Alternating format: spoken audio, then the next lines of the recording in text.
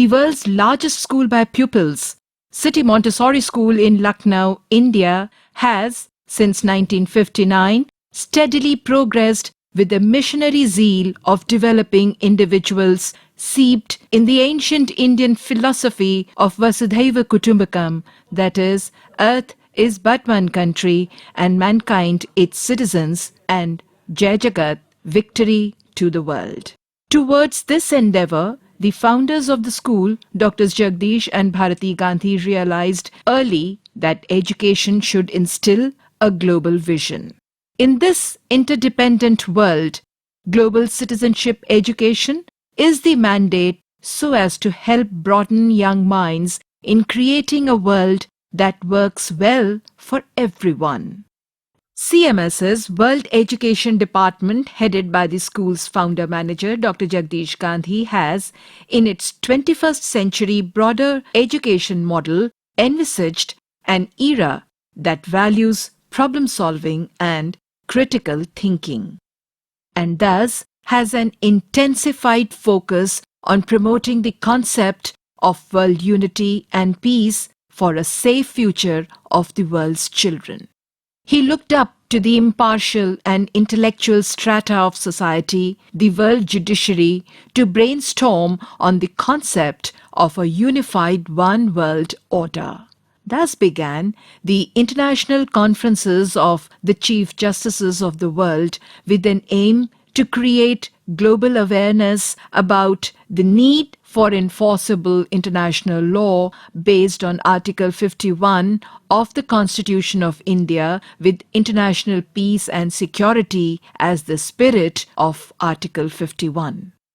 In 2020, an unusual year owing to the COVID-19 pandemic that has led to disruption in education, CMS has leveraged technology to seamlessly move all classes online for the entirety of the academic session, virtually uninterrupted.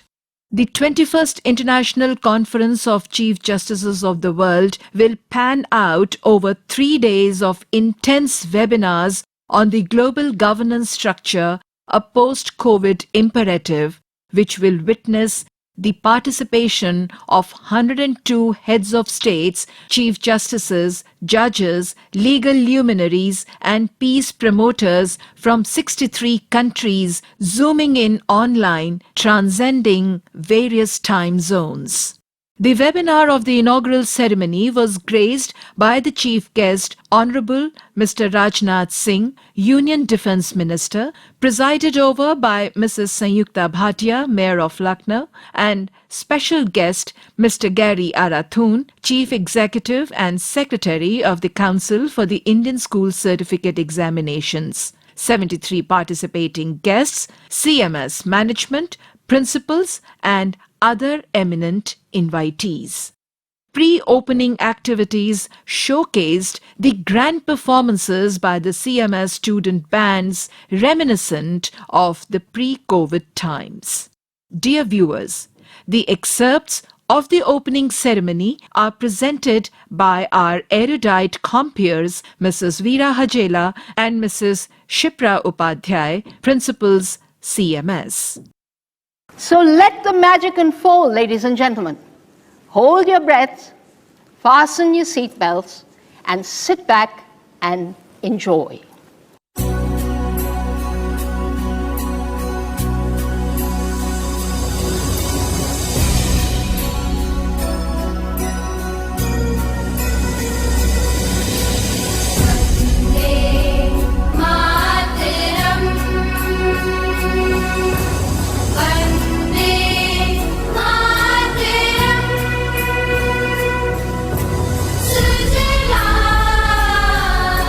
Super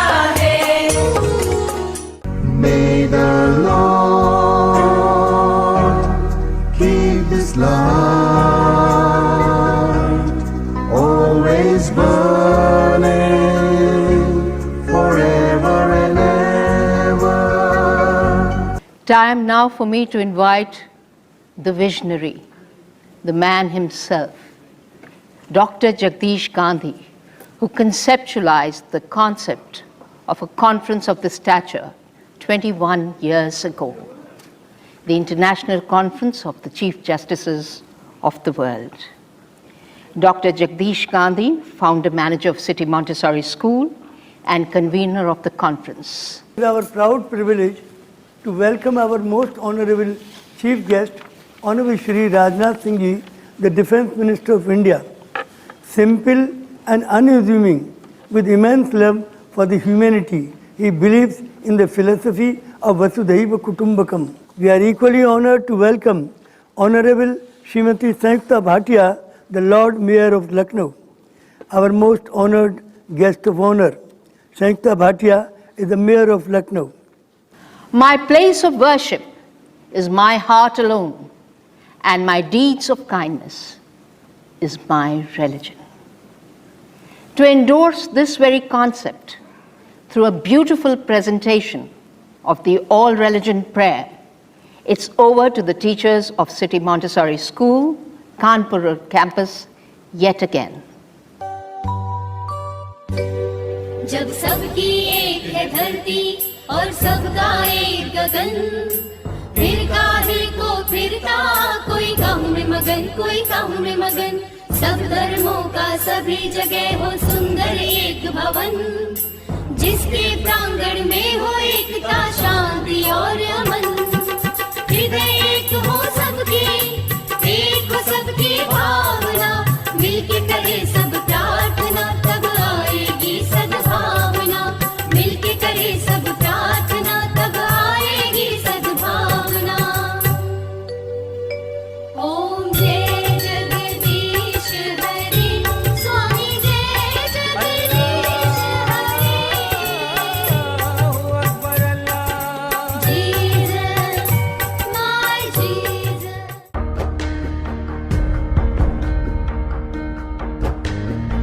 आसमां की छत पे है अपनी दुनिया, खिलखिलाती जिसमें है अपनी खुशियाँ। सूरज की पलकों तले धूप बनते हैं हम, जादुई है ये जहां, है नहीं कोई गम। Ladies and gentlemen, presenting to you the Senior Principal of City Montessori School, Kanpur Road campus, Dr. Vinita Kamran, in all her dynamism. Ladies and gentlemen, we at City Montessori School believe that school should be a lighthouse to the society and must concern itself with the affairs of the age. Therefore, CMS, as the self-appointed custodian of the welfare of the 2 billion children born and yet to be born, has taken upon the challenge to safeguard the lives of the future generations under the guidance of great luminaries and visionaries like you.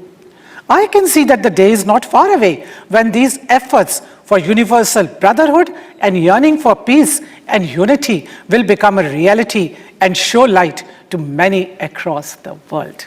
That we have this opportunity to interact with people across the globe has made me think that can we really consider unity to be an elusive element out of the reach of the people of this world? I don't think so. I believe that unity is within our grasp, and this virtual platform is a living example of that belief.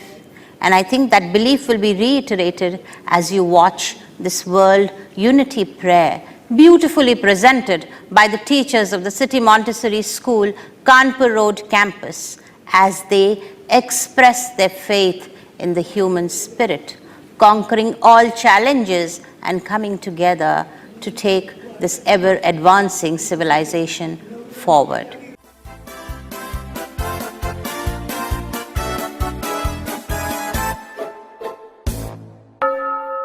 Article 51C of the Indian Constitution states that, I quote, "The state shall endeavor to promote international peace and security, maintain just and honorable relations between nations, foster respect for international law, and encourage settlement of international disputes by arbitration." I unquote.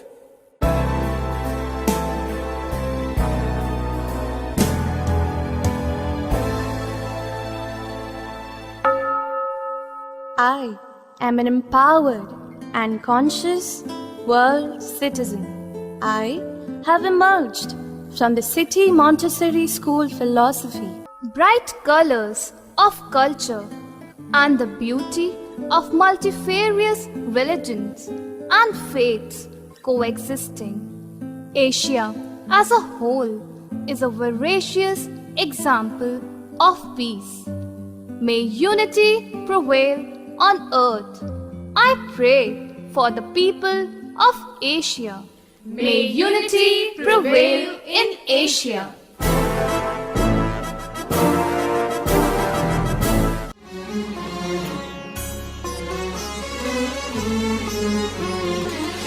चाहत है सुकून की तो मन में अमन तो रखना, राहत है दूर भी तो मन में अमन तो रखना। कस्तूरी जो महके मृग बहके पर वो ना जाने, दुनिया में जो ढूंढे है उसके अंदर ही ठिकाने। बदलाव जो चाहे तू वो खुद ही तू बनना, मन में अमन तू रखना।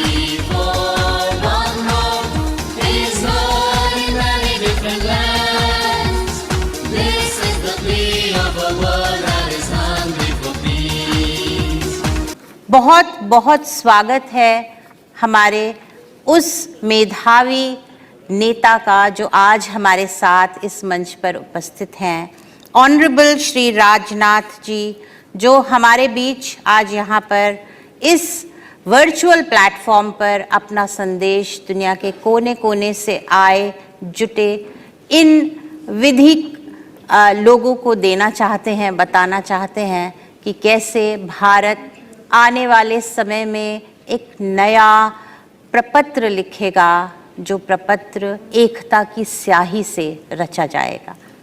सो I welcome our most honourable minister, defence minister of India, Shri Rajnath Singh जी।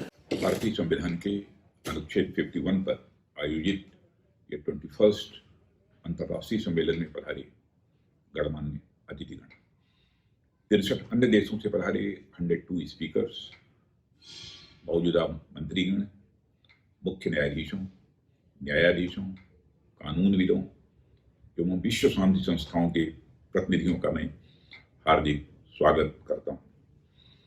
साथ ही मैं इस अंतर्राष्ट्रीय सम्मेलन के आयोजन हेतु इस अंतर्राष्ट्रीय सम्मेलन के संयोजक एवं सिटी मॉन्टेसरी स्कूल के संस्थापक प्रबंधक डॉक्टर जगदीश गांधी को हार्दिक बधाई देता हूं कि उन्होंने भारत के साथ दुनिया भर के बच्चों के भविष्य को सुरक्षित बनाने के लिए आप सभी को एक मंच पर इकट्ठा होने का अवसर प्रदान किया है। हमारे देश के प्रधानमंत्री श्री नरेंद्र मोदी जी ने संयुक्त राष्ट्र संघ महासभा के 75वें अधिवेशन में विश्व के नेताओं को संबोधित करते हुए कहा था कि भारत ने हमेशा से ही दुनिया को सद्भावना और शांति का संदेश दिया है। यह बात वर्ष 1893 में विवेकानंद के शिकागो में पार्लियामेंट ऑफ वर्ल्ड रिलीजन में दिए गए ऐतिहासिक संबोधन की भावना के अनुरूप ही है। भारत की विदेश नीति हमेशा से ही मित्रता एवं सहयोग की रही है और हमारे प्रधानमंत्री के नेतृत्व में हमने हमेशा शांति स्थापना पर ही बल दिया है और हमारी भारतीय संस्कृति वसुधैव कुटुंबकम के उच्च आदर्श पर आधारित है और यही व्यापक सोच हमारे संविधान के अनुच्छेद 51 में निहित है। सिटी मॉन्टेसरी स्कूल की पहल पर भारत के संविधान के अनुच्छेद 51 की भावना के अनुरूप सारे विश्व में एकता, शांति और मानवता की भलाई करने एवं संसार के बच्चों के भविष्य को सुरक्षित बनाने का जो बीड़ा आप सभी ने उठाया है उसकी मैं भूरी भूरी प्रशंसा करता हूं। I now invite the convener of the conference, founder manager of City Montessori School. Dear friends, as you all know that we are 7.5 billion people in this world, and out of this 1/3, that is 2.5 billion, are the children in this world whose future has become progressively more insecure and unprotected during past 7 decades since the bombing of Hiroshima and Nagasaki and the recent spread of international terrorism, global warming, environmental degradation, stockpiling of arms and ammunition, and ever-increasing expenditure on military defense. In 1999, children of my school asked me what is going to be our future. And when I realized the future is going to be very bleak because there's so much of stockpiling of arms and ammunition, every government on the earth is spending lot of money on warfare and production of destruction, weapons of mass destruction. What is going to be the future in this phase? So I thought, what should I do? So then I wrote a letter to Kofi Annan. Several letters I wrote to him. And finally, I wrote a very strong letter when he replied. I wrote that you are the Secretary General of United Nations. You cannot run away from your responsibility of protecting the humanity from the scourge of war. मुख्य न्यायाधीशों, कानूनविदों एवं विश्व शांति संस्थाओं के प्रतिनिधियों का मैं लखनऊ के महापौर के रूप में हार्दिक स्वागत एवं अभिनंदन करती हूँ। साथ ही में मैं इस अंतर्राष्ट्रीय सम्मेलन के आयोजन हेतु इस अंतर्राष्ट्रीय सम्मेलन के संयोजक एवं सिटी मॉन्टेसरी स्कूल के संस्थापक प्रबंधक डॉक्टर जगदीश गांधी को हार्दिक बधाई देती हूँ कि उन्होंने भारत के साथ ही विश्व के 2.5 अरब बच्चों के साथ आगे जन्म लेने वाली पीढ़ियों के भविष्य को सुरक्षित बनाने के लिए एक बार फिर से जोरदार आवाज उठाने के लिए सभी को एक मंच पर इकट्ठा होने का अवसर प्रदान किया है। लखनऊ के नागरिकों की तरफ से मैं की to the city of Lucknow माननीय पूर्व राष्ट्रपति त्रिनिदाद एंड टोबैगो के न्यायाधीश Shri Anthony Thomas Aquinas Carmona को भेंट स्वरूप प्रदान कर रही हूँ। इन्हीं शुभकामनाओं के साथ आपको बहुत बहुत शुभकामनाएं। धन्यवाद।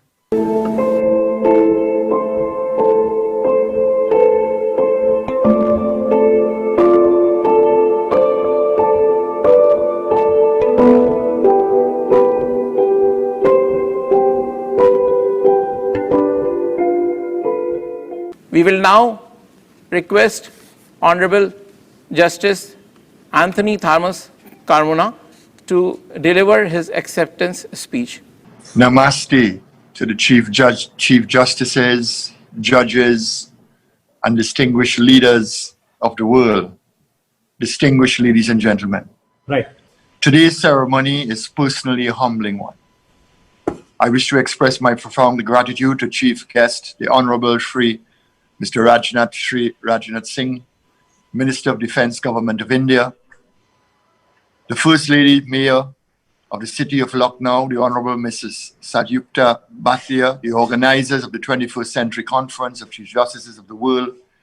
especially Dr. Justice Gandhi and his remarkable executive, the City Montessori School, and all its students, teachers, and principals, and the people of the city of Lucknow for bestowing me this great honor.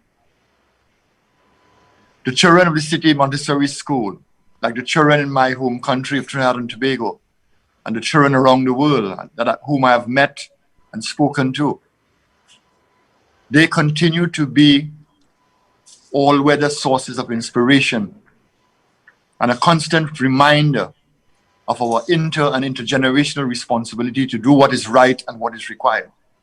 This award, the keys to the city of Lucknow, will serve as an inspiration to me to continue to soldier on in the trenches of advocacy, even when the results are seemingly unattainable, or when persons remain indifferent to the plight of their fellow men, or when people's personal and political agenda are made superior to the needs of the people they serve. I will continue to advocate for and do the right thing because it is the right thing to do. Mr. Gary Aratun, Chief Executive and Secretary of the Council for the Indian School Certificate Examination. He has changed the face of education in India. The quality education in India has been started by him, and I request him to say a few words. I am extremely pleased and most humbled to be present and be a part of this august gathering of some of the world's brightest minds at this online 21st International Conference of Chief Justices of the World. City Montessori School, under the leadership of its founder manager, Dr. Jagdish Gandhi, has shown how a school can fulfill its role of being a lighthouse of society by committing itself to service through which it is not only uniting the world and building peace, but also inspiring students, teachers, parents, governments, and the world judiciary to be proactive and concerned citizens of this world. I am sure that City Montessori School will lead its students to change the world for a better and more secure future for all. Yes, ladies and gentlemen, a cultural presentation by members of the Federation of World Peace and Love, FAWPOL as we call them. They are here again with their mellifluous message of peace and abiding unity in the world. This year, participants of the annual International Conference of Chief Justices of the World can only meet virtually due to the pandemic. However, our passion to change the world and to encourage each other is just as strong. FOPAL would like to send our best wishes through traditional martial arts and cultural presentations.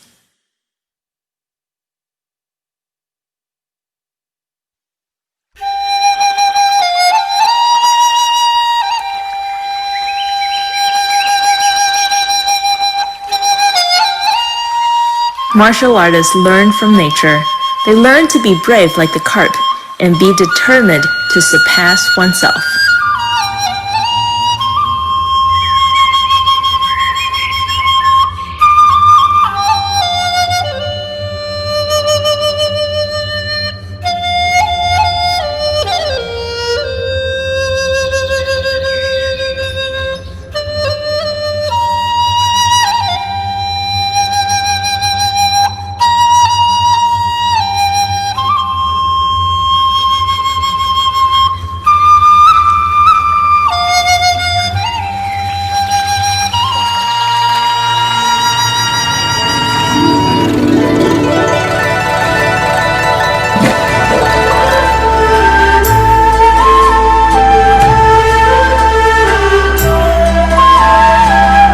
Carps are beautiful and auspicious creatures that swim freely in the waters.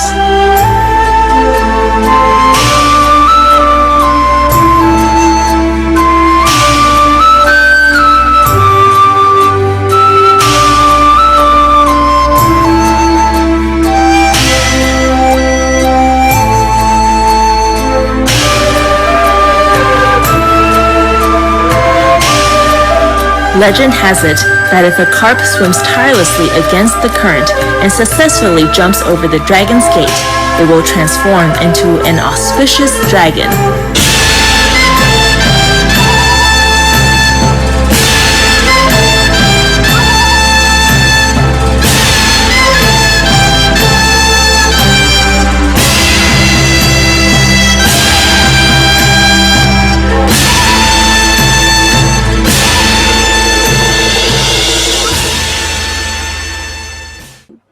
We are a school, and a school is a humble institution.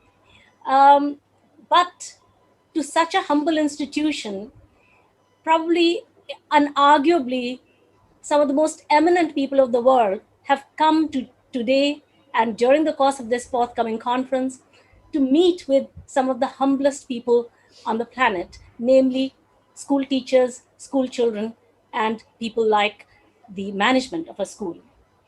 And what is it that we have the utter privilege? What is it that makes you willing to come and be with such a relatively insignificant institution? Is not even a university among educational institutions. And I believe that that thing is, if I was to encapsulate that, there is an old adage which is probably has a lot of wisdom in it, namely that the birds of a feather flock together. Now, we are not birds of a feather in the traditional sense of the word, of the phrase, birds of a feather. We are very diverse in our ages, in our genders, in our nationalities, in our religions, in our languages, and so on and so forth, culture and so forth. But what is the binding thread, the uniting concept, the principle, is the common concern that we have for the issues for which we have come together to discuss at this conference. And I think this emotional similarity, this intellectual similarity is the binding thread, and that is the birds of a feather. Schools have a tremendous responsibility in reshaping a better future. City Montessori School has embarked on creating a roadmap for the future need based on education for protection and security of the world's children and generations thereafter. The inaugural session, hosted by Mrs. Abha Anand and Mrs. Aditi Sharma, Principals, City Montessori School. Let us all rise together to invoke the blessings of Almighty God on this August gathering through the school prayer presented by the students of City Montessori School, Gomtinagar Extension Campus. I will witness, oh my God, that thou hast created me to know thee and worship thee. I testify at this moment to my powerlessness and to thy might, to my poverty and to thy will.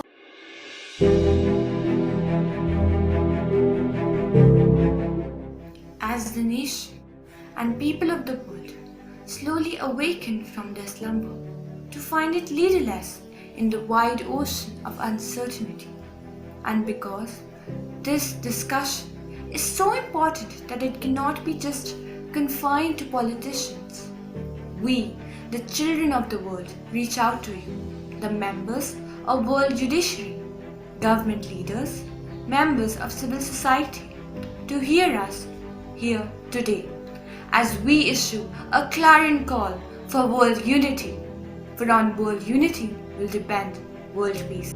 People all over the world look to the United Nations to protect them from hunger, disease, violence, and natural disasters whenever the task seems too big for the nations or regions to handle alone. But we at United Nations can do nothing alone either. Our strength is the strength of our member nations when they agree to act together for common good. Dr. Gandhi then wrote letters on behalf of CMS students to all the heads of states and heads of governments who would be participating in the Millennium Summit in September 2000, urging them to provide to the children of the world their right to a safe future by supporting the call for a new international political and economic order at the Millennium Summit.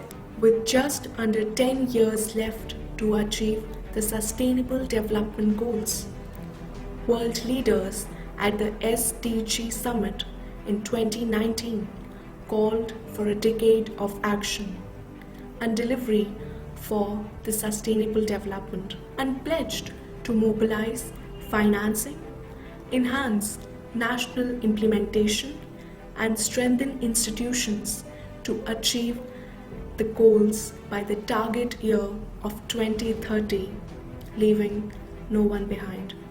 There is need for international cooperation and multilateralism like never before. The choices that the world leadership makes at this point will decide the fate of our world. Urgent and immediate action is the need of the hour. We exhort all world leaders to commit themselves to building a safe future for all the children of the world by coming together for a meeting with a clear agenda, that is, unite for the sake of the children of the world. This means willingness to give up a part of national sovereignty and acceptance of a global governing body that can make and implement laws for a more just and humane world. World leaders must meet now, firmly resolved to that reflects the aspirations of the people of the world and prepare an action plan for making the United Nations an effective and relevant instrument of global solidarity, multilateralism, and global governance. We appeal to you to support the efforts of the United Nations, for there is no other organization that has that legitimacy or legacy. We make this appeal to you on behalf of over 55,000 students of City Montessori School who consider themselves to be the representatives of 2.5 billion children across the globe and the generations yet to be born. The world is going through one of the most difficult times in the history of man. COVID-19 has brought in so much fear, anxiety, and depression that it is manifested through feelings of nationalism, racism, conflict, and terror. From an era of social mingling, we have entered into an era of social distancing. This catastrophe is a war of a different dimension. It is not just the corona pandemic that the world has to fight. The world needs to unite to fight racism that has become a pandemic, and it needs to strive to end violence, conflict, and harassment of the people. Greetings, ladies and gentlemen. Welcome to the special session of the World Parliament on the occasion of the 21st International Conference of Chief Justices of the World. Ladies and gentlemen, the theme for this conference of Chief Justices of the World is Global Governance, a post-COVID imperative. This conference has been convened with the hope to prepare a roadmap for developing global governance structures needed to guarantee a safe and secure future for mankind. We at CMS believe that the future of the world is in the hands of the judiciary, the custodian of the welfare of humanity through its power to impart justice to one and all.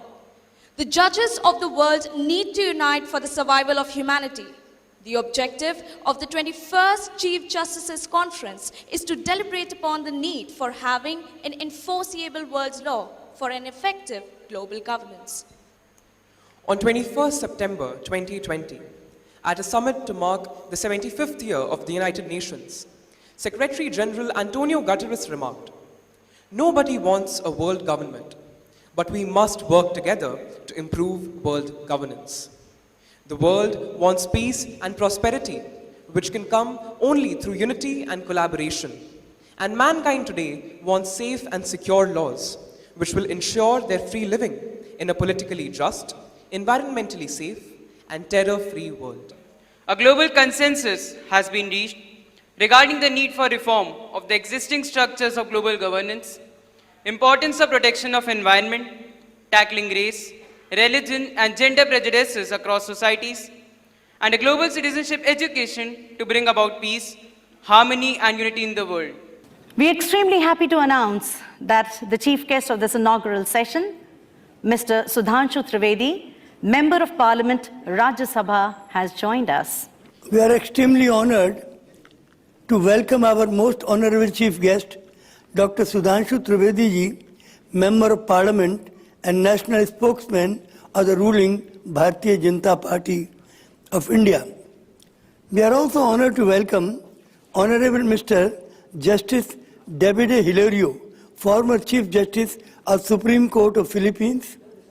We are also honored to welcome the President of the Republic of South Africa, His Excellency Mr. Kalema Motlanthe. We are also honored to welcome His Excellency Dr. Pakhalita V. Mosi Lili, Prime Minister of Lesotho. We are also honored to welcome Right Honorable Professor A.M. Akwe, Speaker of the Parliament of the Republic of Ghana. Dr. Sudhanshu Trivedi has been a brilliant student of our school, City Montessori School, of this very school. He is a PhD in Mechanical Engineering and has served as a distinguished faculty in Mechanical Engineering Department of very prestigious universities of the country. He has been assistant professor at the APJ Kalam Abdul Kalam Technological University. I invite Honorable Mr. Justice Hilario David Jr., former Chief Justice of Philippines, to deliver the keynote address. Mahatma Gandhi, the greatest proponent of the genuine search for the absolute truth and the creed of active non-violence. He is India's pride, the world's pride. And he added yet this passage: the world is the playground of God and a reflection of His glory. And to Him, God is the absolute truth.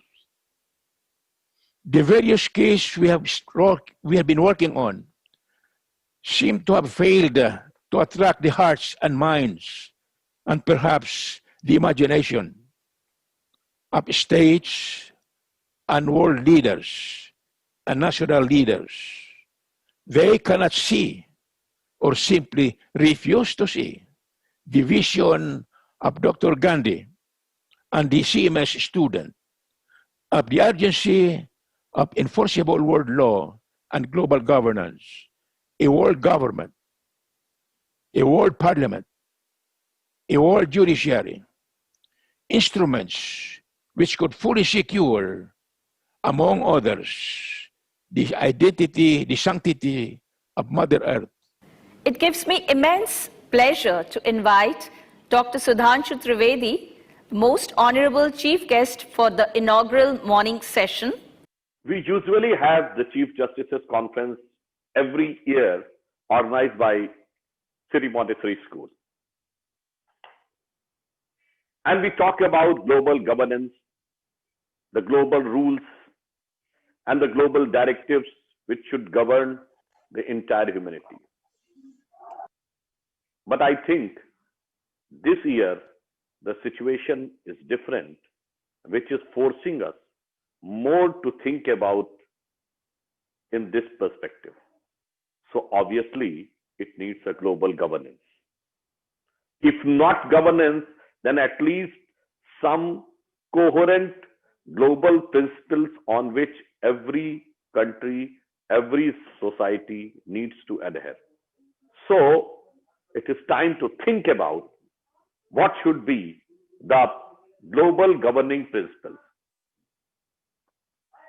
If I ask you, which are the 2-3 problems which the entire world is witnessing today?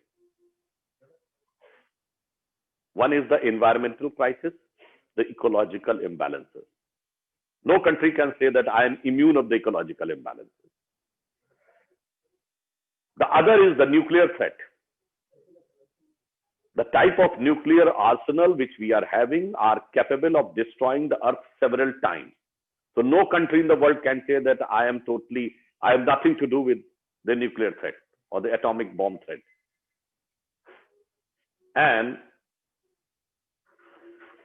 the third is terrorism.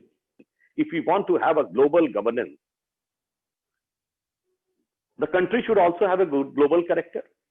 It's our great pleasure to have heard this morning Dr. Sudhanshu Trivedi in a wide-ranging address which was erudite, eloquent, persuasive, convincing, and which raised rather fundamental issues about what should be the principles governing the governance of the world.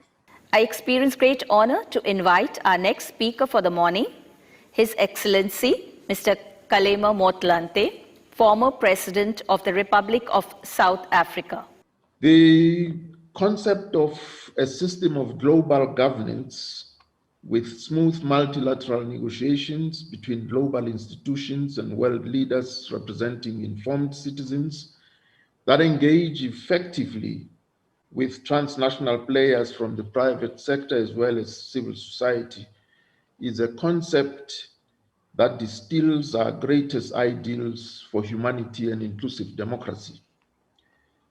However, in reality, international leaders disagree on actions to address global challenges, and these disparate decisions often do not intersect at the crucial points of peace, justice, and a safe and secure future for humanity and the natural environment. I feel highly honored and privileged to invite another eminent personality, a great world leader, the former Prime Minister of Lesotho, His Excellency Dr. Pakalitha P.B. Mosisili. Crafted as it was in the aftermath of World War II, some 75 years ago today, the United Nations system is pathetically unfit for purpose in today's world. The UN is still the closest institution to a global government. While its reform is frustratingly slow or stagnating, it is still the best option we have. My considered view is that its membership be upgraded from the level of individual sovereign states to that of regional or continental communities, such as the Association of Southeast Asian Nations, ASEAN, the African Union, AU, the European Union, EU, and other such unions of nations. And now, we will all have the privilege of listening to the video address which has been sent to us by Honorable Retired Professor A.M. Okwe, Speaker of the Parliament, Republic of Ghana. Distinguished ladies and gentlemen, a post-COVID global governance structure should consider a number of factors that support developing countries, particularly in Ghana, when we have abundant gold, diamond, manganese, bauxite, timber, oil, cocoa, and cashew. Global governance institutions need to critically consider new partnership agreements which will be fair, just, and equitable for these resources to be applied in a way that will bring maximum benefit to all the parties. By global treaties and a redefinition of the current order, we need a new economic paradigm, and this will encompass laws which promote global justice and equity, laws which positively impact on poverty, misery, and disease, laws which promote equity and due consideration to all among the community of nations, laws which essentially promote an equilibrium of enablement for all, in short, treatises of economic justice.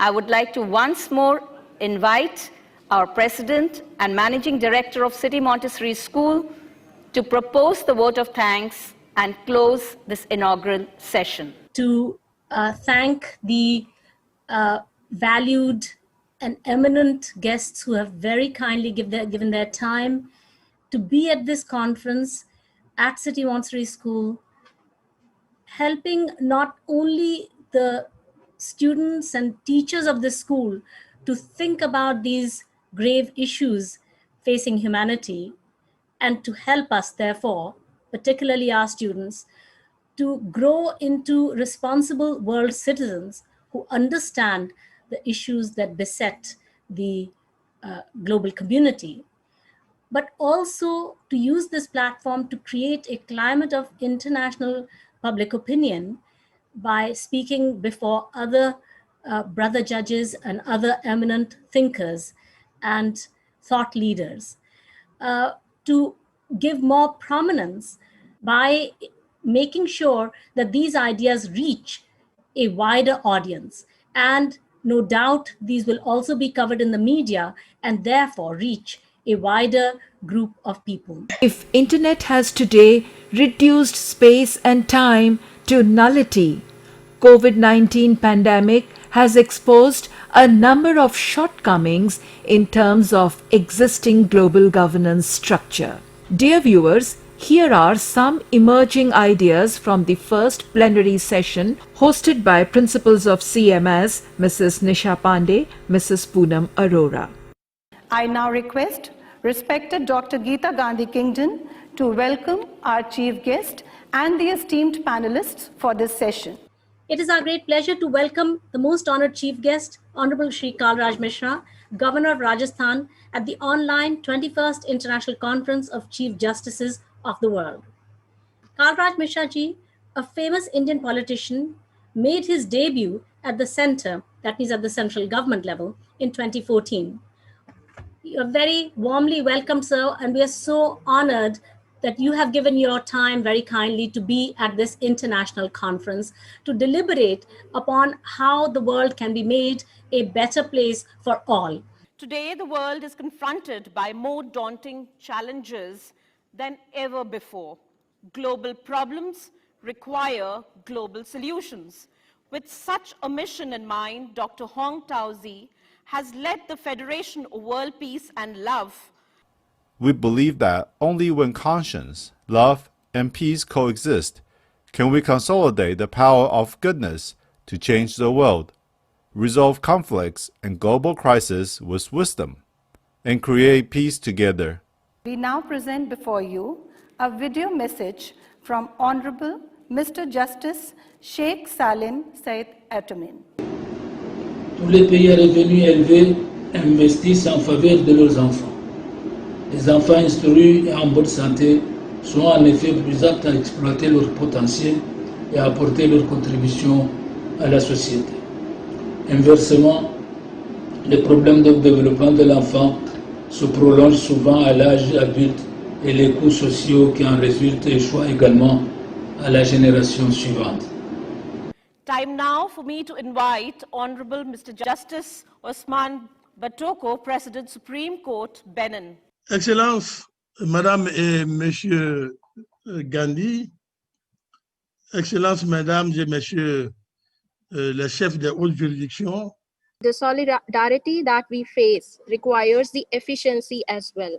On the international level, global governance, which should be based on solidarity and synergy, should be there.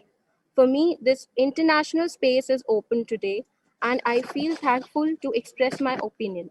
My thinking is that global thinking right now is very much required, and slowly we will be able to guarantee our future generations a safe future and a peaceful place for all rights of men. Time now for me to invite the next speaker, Honorable Mr. Justice Laraba Mosa. Sir is the Permanent Secretary General of the Conference of Constitutional Jurisdiction of Africa. He is the former judge of the Constitutional Court of Algeria and also graced us with his presence in the conference of 2019. Education for global citizenship is a subject that has grown in recent years. Hence, the interest of international institutions which attach particular importance to this subject. My intervention will focus on two ideas. The first idea relates to education as a means to promote the development of world citizenship. The second idea concerns new information and communication technologies as a means of bringing together citizens on the world. We now move on to the keynote address by Honorable Justice Dr. Adil Omar Sharif, Deputy Chief Justice, Supreme Constitutional Court, Egypt. At this specific session of our conference that I'm honored to address, the focus is on global governance post-COVID-19. The topic of global governance posted this unpredictable, dangerous, and full-blown crisis of COVID-19 pandemic is highly relevant and important due to the devastating aftermaths of a pandemic that remains largely out of control and has already killed over 1.2 million people around the world and infected more than 48 million. At this moment, we should evaluate the existing situation as a clear test of international cooperation. And we should be urged to work together in unity in order not to fail this test. I would like to invite our guest of honor, Honorable Mr. Galema Motlanthe, former President of the Republic of South Africa, to give his address. Within global geopolitics, this means those least responsible for carbon-centric living with the lowest per capita emissions are now carrying the burden of climate shocks. We are extremely honored to welcome our most honorable chief guest, Honorable Shri Kalraj Mishra Ji, Governor of Rajasthan, to attend this 21st International Conference of Chief Justices of the World. Global governance, a post-COVID imperative, विषय पर online आयोजित किए जा रहे विश्व के मुख्य न्यायाधीशों के 21वें अंतर्राष्ट्रीय सम्मेलन में भारत की ओर से मैं आप सभी का अभिनंदन करता हूं। वैश्विक शासन व्यवस्था को बेहतर और प्रभावी बनाने की जिम्मेदारी प्रमुख रूप से संयुक्त राष्ट्र संघ की होती है, परंतु सदस्य देशों की भी इसमें अहम भूमिका होती है। मुझे याद है कि संयुक्त राष्ट्र संघ की महासभा के 75वें सत्र में हमारे देश के प्रधानमंत्री श्री नरेंद्र मोदी जी ने कोरोना महामारी में संयुक्त राष्ट्र की भूमिका पर सवाल उठाए थे। उन्होंने तब यह भी कहा था कि बीते 75 सालों में संयुक्त राष्ट्र की अनेक उपलब्धियां रही हैं, परंतु कोविड जैसे ऐसे भी बहुत से अवसर आए हैं जब संयुक्त राष्ट्र के समक्ष गंभीर आत्ममंथन की आवश्यकता खड़ी हुई है। It is very apparent that the global governance system today does not reflect the realities of the world and is woefully inadequate to respond effectively to the new challenges of the 21st century. In this grappling world scenario, reforms of the global governance structure is the need of the hour. Excerpts from the first thematic session hosted by Mrs. Sangeeta Banerjee and Mrs. Jyotsna Atul, Principals, City Montessori School. Dr. H.C. Adil Omar Sharif, the Deputy Chief Justice of the Supreme Constitutional Court of Egypt and a distinguished visiting professor of law at Deadman School of Law, Southern Methodist University, Dallas, USA. So it's really my great pleasure to have the responsibility of moderating this first thematic session of the Conference on Global Governance Structure. I'm very privileged to have this opportunity and within a group of very prestigious judicial calibers from different parts of the world.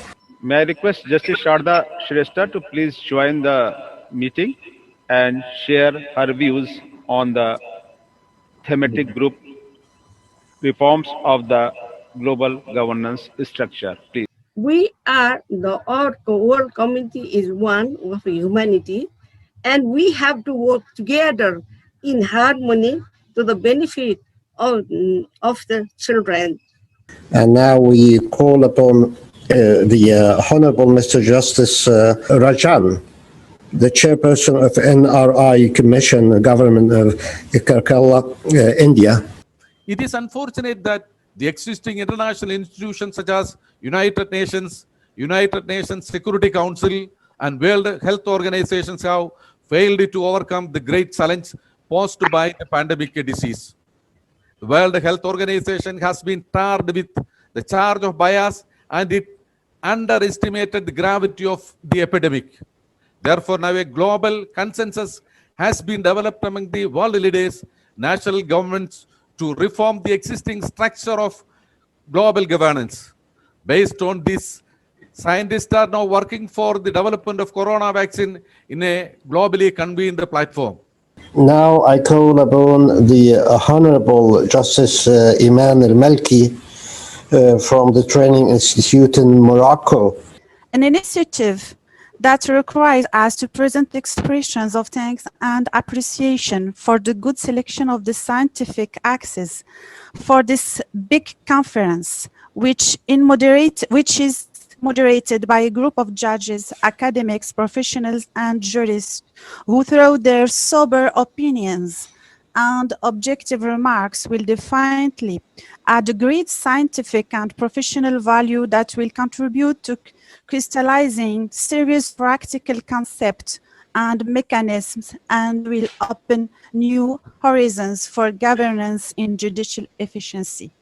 Our last speaker in this session, this is the Honorable Justice Mustafa Osman, the former judge at the Supreme Court of Turkey. Justice Sharif, I would like to inform you that Justice Mustafa Osman has just called me on WhatsApp and said, "Dear participants, our topic is reforms of global governance structure. I would like to ask you, why is global governance?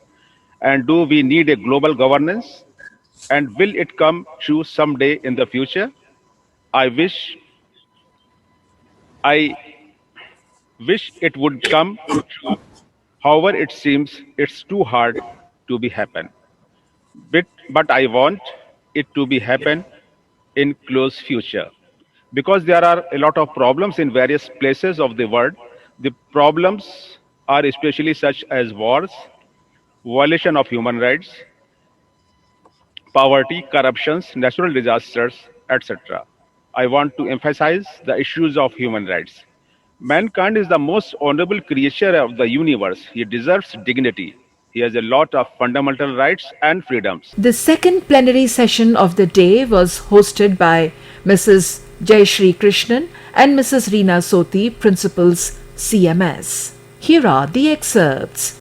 It is our proud privilege to welcome our most honored chief guest, Honorable Shri Hridaynath Dikshit ji, Speaker of the UP Legislative Assembly of Uttar Pradesh, attending the online 21st International Conference of Chief Justices of the World.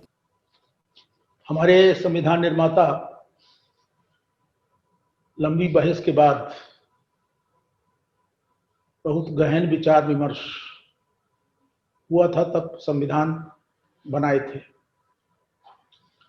हमारे संविधान निर्माताओं को ही बेचैनी थी इसकी विश्व शांति की, और इसलिए संविधान में अनेक जगह इसका उल्लेख है। प्रियम्बल का मूल प्रस्ताव संविधान सभा में पंडित जवाहरलाल नेहरू जी ने रखा था, उसमें भी मूल प्रस्ताव में भी विश्व शांति की बात थी और भारत संवैधानिक सत्ता के और पहले से, भारत का इतिहास बड़ा प्राचीन है। तमाम बाहर की शक्तियां यहाँ आई, उन्होंने हम पर हुकूमत भी की। उसके भी बहुत पहले, हजारों वर्ष पहले जिस कालखंड में भारतीय दर्शन का विकास हो रहा था, उस समय जिस कालखंड में अध्ययन किया जा रहा था कि सारी दुनिया के लोग आपमौत भाईचारे के रूप में रहें, तब से वसुधैव कुटुंबकम यह संकल्प भारत के लोग व्यक्त करते आए हैं। Dr. Augusto Lopez Claros is an international economist with over 30 years of experience in international organizations, including most recently at the World Bank. From 2018-19 academic years, Dr. Augusto Lopez Claros was on leave from the World Bank as a senior fellow at the Edmund Walsh School of Foreign Service at Georgetown University. And it might be useful just for for a few seconds to go back to 1945 and to recognize that the context against which the United Nations was created was World War II. Up to that time, perhaps the most intense and destructive conflict that we had had in the history of mankind. There were 60 million fatalities associated with that conflict.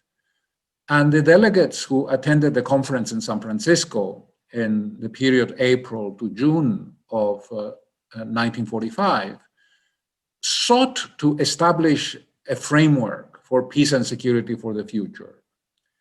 The overriding concern at that time was essentially to come up with an organization that would allow countries to cooperate in an effective manner so that we would never have to face the calamity of another world conflict like World War II. We will now move to Justice Karl Ashok Singh, the former Chancellor of the Judiciary in Guyana. The pandemic has resulted and/or forced significant changes upon us. The changed format of this conference is but one living example. We have seen, however, significant societal changes both at the domestic and the international level. Earlier, I made reference to the remarks made by Secretary General Guterres to the United Nations Security Council. There is much that the distinguished gentleman said in his remarks that are worthy of mention here. Essentially, the Secretary General advocated the need for stronger multilateral relations among the nations of the world. To the next and to the last speaker in our panel, which is Justice Anthony Thomas Aquinas Carmona, the former president of the Republic of Trinidad and Tobago. How does the international community never lose sight of each and every individual? Is it necessary to establish new institutions to improve global governance to achieve the objective outlined by the UN Secretary General?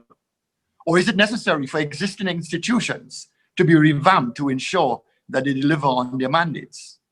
With tremendous focus being placed on the need to develop a vaccine in order to effectively tackle the incidence of the virus globally, tremendous spotlight has been placed on the role of the World Health Organization, WHO, in responding to the crisis, which has seen criticism of WHO in some quarters. The Director General remarked, and I quote, "History will judge us on the decisions we do and don't make in the months ahead.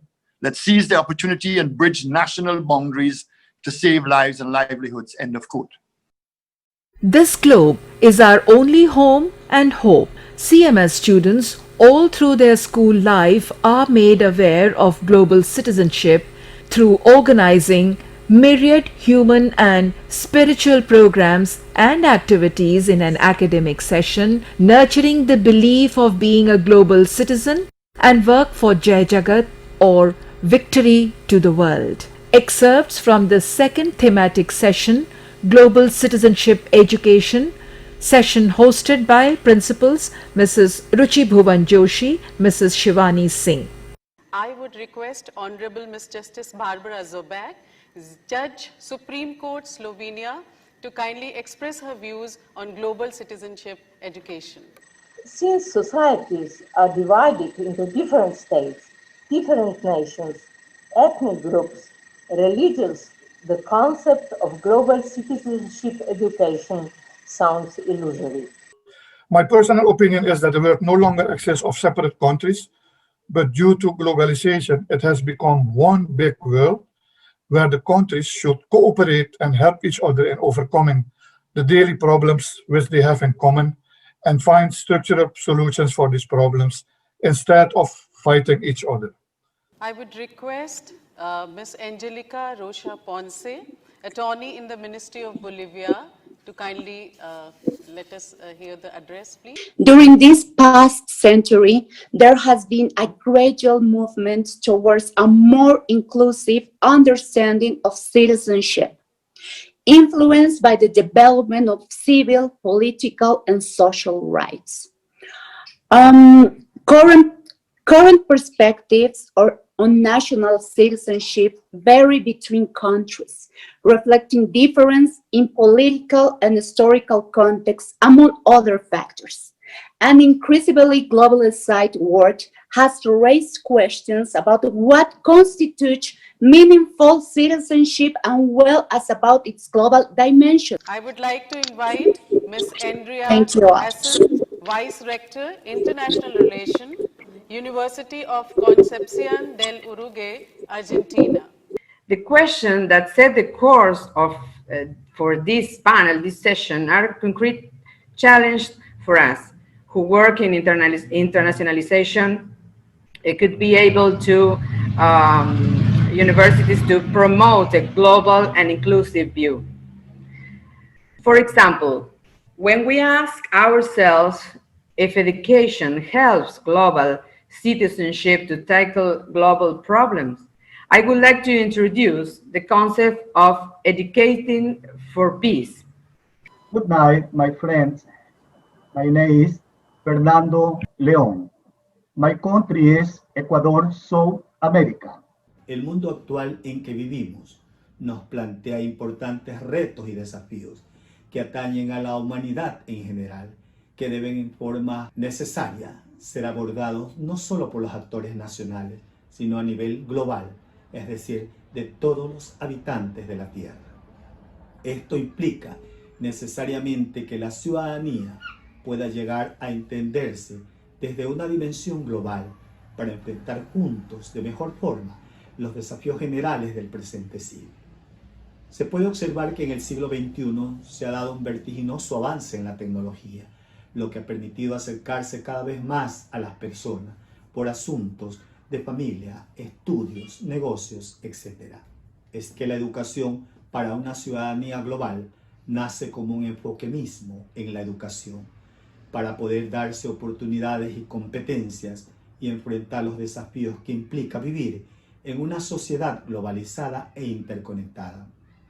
The last speech is from Peru, Judge Omar Chavez. We also have a very strong relationship with the judiciary of Peru. The education should promote universal values. Other grounds of the judgment, the Constitutional Court accepted that social rights are progressive depending on the state budget, because that it is thus regulated in the Peruvian Constitution. But this reason not be an excuse for the state to violate social rights. According with this case law, the answer is the judge can monitor the quality and implementation of public education policy for all children. This mission can be done through the unconstitutional state of affairs. according with this case law and this answer. By the way, let us remember the wise word of Bhimrao Ranji Ambedkar, lawyer, author of the Constitution of India. Law and order are the medicine of the body politic, and when the body politic gets sick, medicine must be administered. Dr. B.R. Ambedkar. I would like to express our heartfelt gratitude to each one of the respected luminaries of the world, judiciary. We leave enlightened. Thank you very much. Jai Jagat for joining us. The following is a presentation of Tomorrow's World. World parliament हो, world की government हो, world court of justice हो, इसके लिए मैं chief justice conference करता हूँ। सारे वर्ल्ड के चीफ जस्टिस जजेस आते हैं और अभी तक 193 देश यूनाइटेड नेशंस के मेंबर हैं। उसमें से 133 देशों के 1222 चीफ जस्टिस और जजेस हमारे आ चुके हैं। आप ये देखिए कि 20वीं कॉन्फ्रेंस हम नवंबर में करने जा रहे हैं, 6 नवंबर से 12 नवंबर तक। ये 20वीं होगी, 19 हम कर चुके हैं। तो ये हमारी हर साल होती है। तो इसमें चीफ जस्टिस आते हैं, जजेस आते हैं, फिर स्पीकर ऑफ पार्लियामेंट आते हैं, राष्ट्रपति और प्रधानमंत्री भी आते हैं। इसीलिए कि हम इस बात को एक ग्लोबल लेवल पर उठाना चाहते हैं कि वर्ल्ड की पार्लियामेंट बने। This conference has, since the turn of the century, been demanding judiciary in ensuring that nations and organizations respect international and world law. Every year, CMS offers a huge platform for legal luminaries and members of the civil society to deliberate on how a directly elected World Parliamentary Assembly can make the only truly multilateral organization, that is, the United Nations, accountable, legitimate, and a universally accepted instrument of global governance. COVID pandemic has, in the nick of time, highlighted the need for multilateralism. Excerpts from the third plenary session of the conference on the theme Global Governance, a Post-COVID Imperative, friends, will hopefully provide you with some food for thought. The session, hosted by Principals of CMS, Mrs. Jyoti Kashyap, Mrs. Trapti Dwivedi. Collective prayers and hailings of God by children, students of City Montessori School, to present the school prayer. I bear witness, oh my God, that thou hast created me to know thee and to worship thee. Time now to invite Dr. Jagdish Gandhi. Extremely honored to welcome our today's chief guest, Professor Dr. Dinesh Sharma, Deputy Chief Minister of Uttar Pradesh. He has been the well-known Professor of Commerce at the University of Lucknow with varied interests in many other fields such as literature, social welfare and political activities. He has been conferred the most honorable Mayor Award at the World Mayors Conference held in Jerusalem, Israel, the Ambassador of Peace Award from Universal Peace Federation, South Korea, ICN YP Award by the International Council for Youth Affairs, Vienna, Austria, to mention a few. For the information of Dr. Sharma, I would like to tell that 63 countries are participating, 102 Chief Justices, Judges, Presidents and Prime Ministers are participating in the 4-day-long this international event online. One world, one family. Vasudeva Kutumbakam. I would like now to introduce Dr. Parth Shah, member of the Governing Council of the Indian School of Public Policy. Dr. Parth Shah is the founder of Center for Civil Society, which is probably India's best known think tank. In healthcare, in education, right? In many of these important areas, we are a weak link world. Right? Is to make sure the weakest link has been prepared well, right? Has been helped and brought to the sort of world-class standard. So having few top players is not really going to help us to deal with the post-COVID world, right? And I think that has a lot of implications in terms of governance that we need to see in the world, not just a global level, but also at the national level, right? And some of the work that is being done by many of the people in international organizations is also equally important in pushing this idea of weak link world and how the weakest link need to be emphasized, need to be looked upon, need to be cared for in order to be able to address the larger global challenges, including the pandemic that we are facing today. So with that, let me open the panel for discussion and the esteemed guest to speak on the particular theme that we have. हमारा मानना है कि विश्व की सारी मानव जाति के भविष्य को सुंदर एवं सुरक्षित करना हमारी पहली प्राथमिकता होनी चाहिए। इस लक्ष्य की प्राप्ति के लिए एक प्रभावशाली अंतर्राष्ट्रीय शासन व्यवस्था सबसे सशक्त माध्यम है, जिसका रास्ता भारतीय संविधान के अनुच्छेद 51 से निकलता है। वास्तव में यह वह दिन दूर नहीं जब विश्व में एक नई विश्व व्यवस्था बनेगी और विश्व में एकता, शांति व न्याय का राज्य कायम होगा।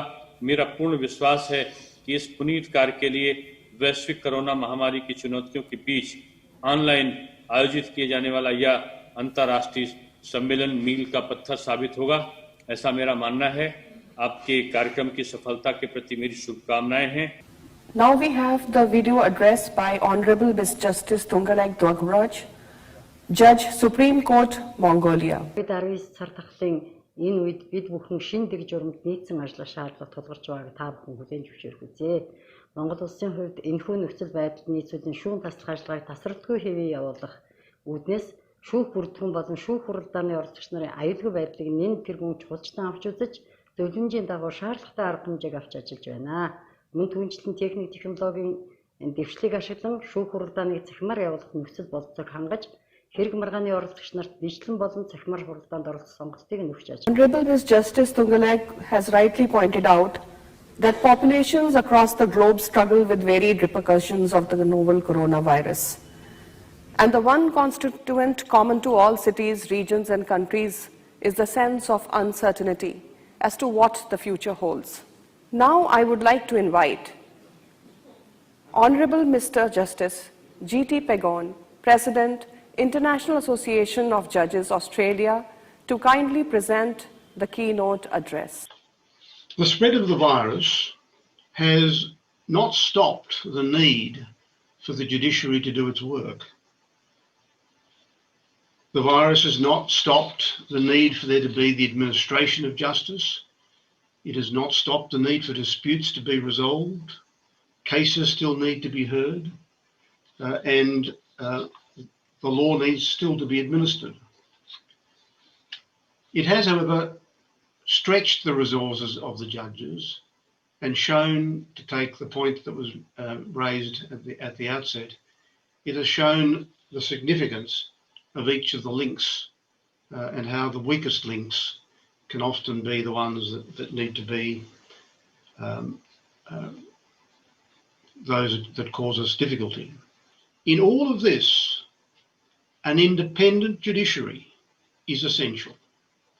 An independent judiciary which applies the rule of law. And what that involves is that those who apply the law are different from those who make the law and different from those who administer the law in government. It requires also that judges make decisions independently from external influences so that people who are having disputes with one another or disputes with government can be confident that the decision that is being made is a decision that is that of the decision maker and not something that's being imposed through outside pressure or other kinds of forces. In these times of pandemic, many of us have now found ourselves, as indeed we have always really been, just the custodians of the offices that we currently hold. For us, what is essential is that we leave to our children at least as good a place as we found, and we need to be very careful when seeing the impact of the pandemic on the rule of law to ensure that it does not erode those important underlying pillars that so many of our societies depend upon.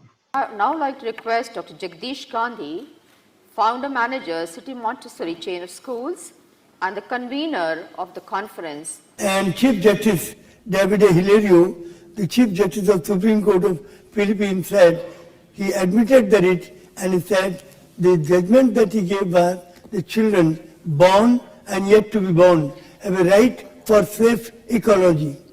And because of that judgment, all the contracts that the government of Philippines has given were cancelled and thus saved the ecology. Otherwise the trees would have come, cut, and the ecology would have been disturbed. That decision is one of the noblest and glorious victories of the children of our generation and of succeeding generations in this world.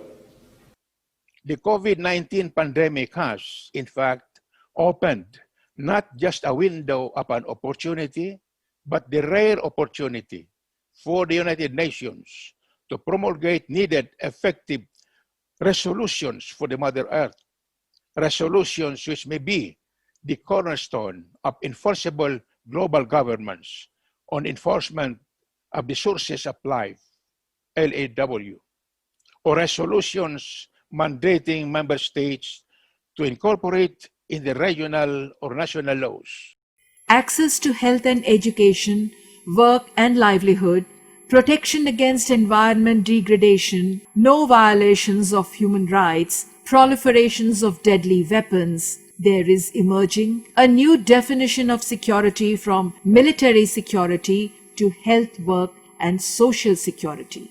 Yes, friends, excerpts from the third thematic session hosted by Mrs. Veera Hajela, Mrs. Shipra Upadhyay, Principal CMS, threw light on freedom from want and fear, a new definition of security. Honorable Mr. Justice A.K. Srivastav, former Judge, Allahabad and Delhi High Courts, India. 19 pandemic all over the world has changed the definition of military security. How?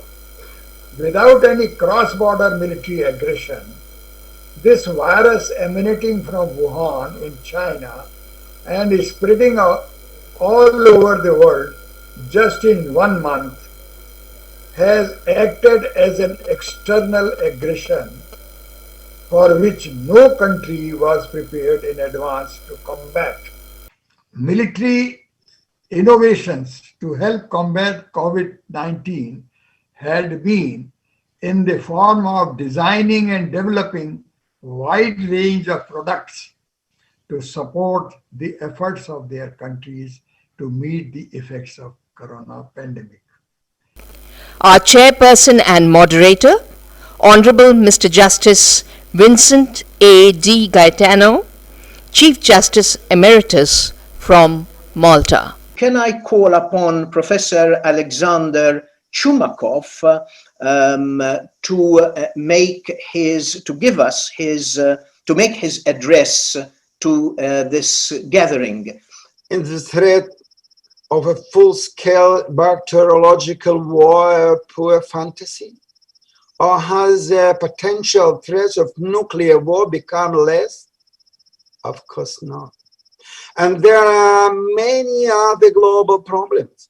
And what has already been said is enough to say that it is no longer possible to ignore global processes in their negative consequences or underestimate their objective historical nature. As it has been correctly said, ideas become material force when they take over the masses. This is why what is already well known to us should become the property of a wide public consciousness. And first of all, This applies to those who make decisions at all levels of government, regardless of the worldview, religions, and political positions. It should be clear to everyone that under the influence of globalization, by the beginning of the 20th century, humanity had completely become global. I have Mr. Alan Ware, founder and global coordinator, Parliamentarians for Nuclear Non-Proliferation and Disarmament in Switzerland. I think this framework of the role of law is very important to replace and phase out the law of force in international relations. As we use law to govern peaceful relations within countries, so too should law be used to govern peaceful relations between countries and to be able to achieve our security without war, without the reliance on huge militaries and preparing for war, which always has negative results. This morning and now this afternoon, it's my proud privilege to announce the presentation of the Nelson Mandela Nuclear Free Future Award to Mr. Alan Ware, founder and global coordinator, Parliamentarians for Nuclear Non-Proliferation and Disarmament, PNND, Switzerland, by Dr. Mrs. Bharti Gandhi, founder director, City Montessori School. It gives me immense pleasure to present Nelson Mandela Nuclear Free Future Award to Mr. Alan Ware. Thank you very much. I'll just say a few words in thanks. This is a great surprise and an incredible honor.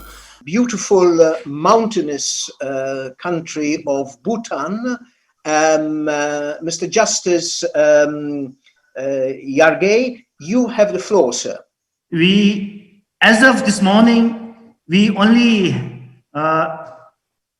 358 people got infected, and out of 358 people, 338 people have recovered. And as of this hour, we only have 20 active cases in the country. And what is even more fortunate is that we haven't lost a single life to the COVID as of now. But of course, like many other countries, the virus has caused a lot of problems, especially in the tourism and hospitality sector, leading to layoffs, unemployment, and other problems because of the restrictions in movement and lockdowns.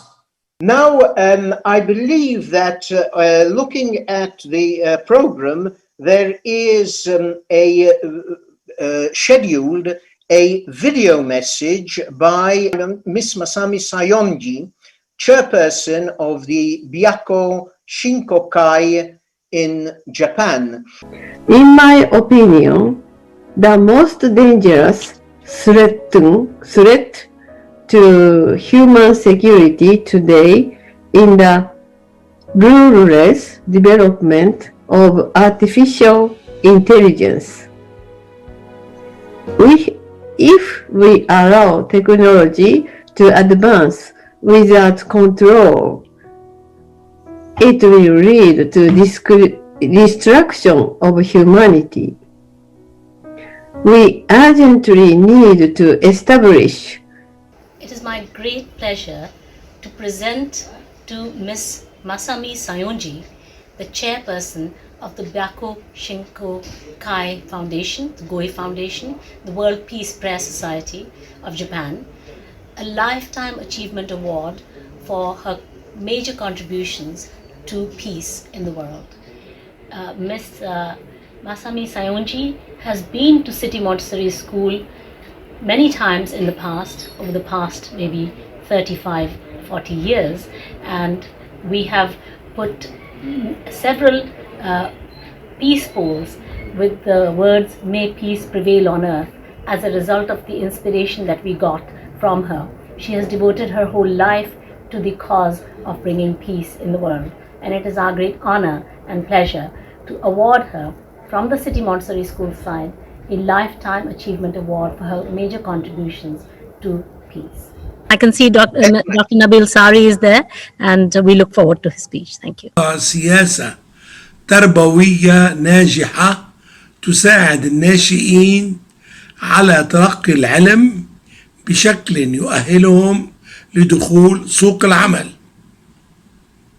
ثانيا، تأمين فرص العمل للشباب بدون وساطات. ثالثا، تطبيق نظرية لا تطعمني سمكة بل علمني صيد السمك. ومن هنا ضرورة تعزيز دور الضمان الاجتماعي والرعاية الصحية وتأمين النوادي الرياضية والثقافية. رابعا، تعزيز دور التماسك العائلي والاقتصادي والاجتماعي، ولتلعب الأسرة دورها بشكل كامل في حماية.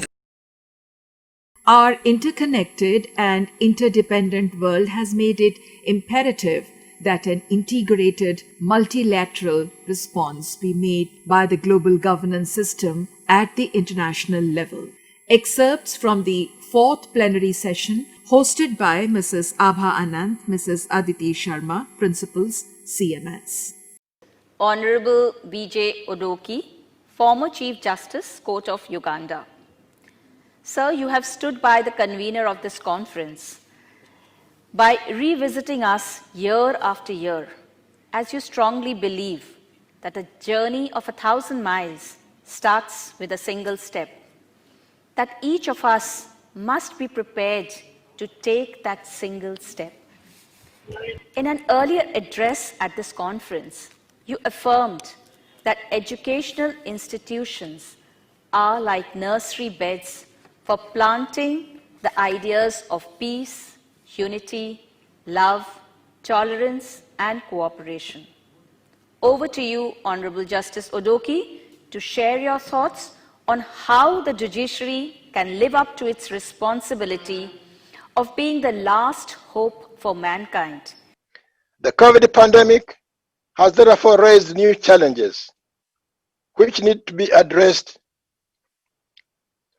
by transforming global governance through reform, restructuring, and strengthening global institutions of governance. We continue to call for the reform of the United Nations, which at present represents one of the best attempts to establish global governance institution. The United Nations needs to be democratized to reflect the realities of the current geopolitical international situation. Honorable Justice Mrs. Gertrude Torcorno, the Judge Supreme Court of Ghana, will be able to join us. And while these changes were happening on the ground, the virtual change also began.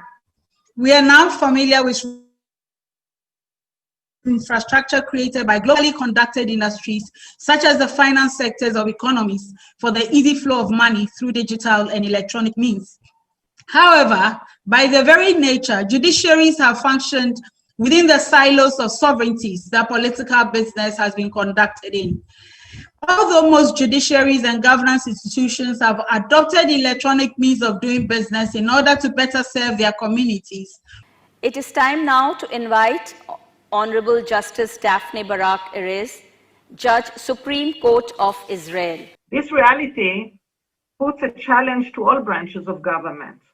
The executive, that has to regulate human behavior, the legislature, that has to enact new laws addressing the new situation, and obviously the courts, which are the guardians of human rights, and therefore have to practice judicial review of actions that limit them.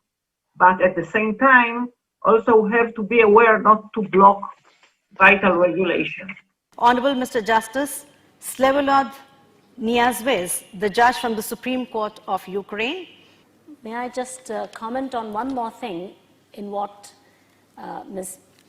Erez said. And one of the things I noted, ma'am, that you said was that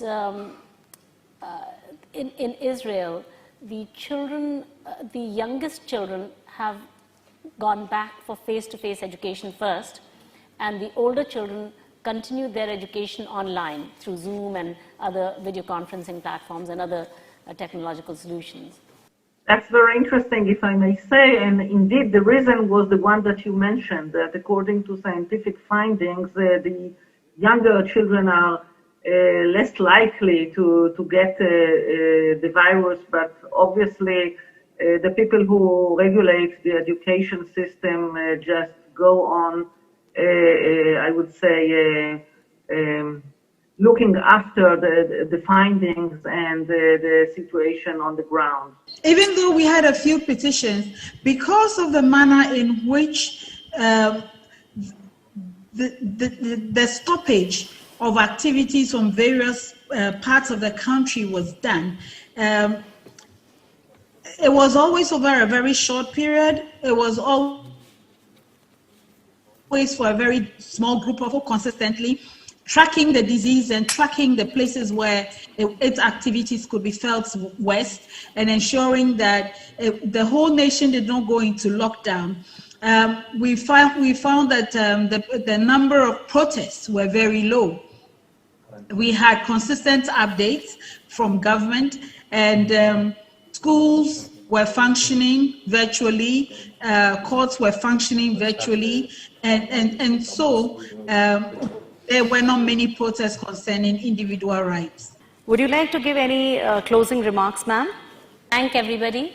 I'd like to thank all the participants of this session for very kindly giving of their valuable time.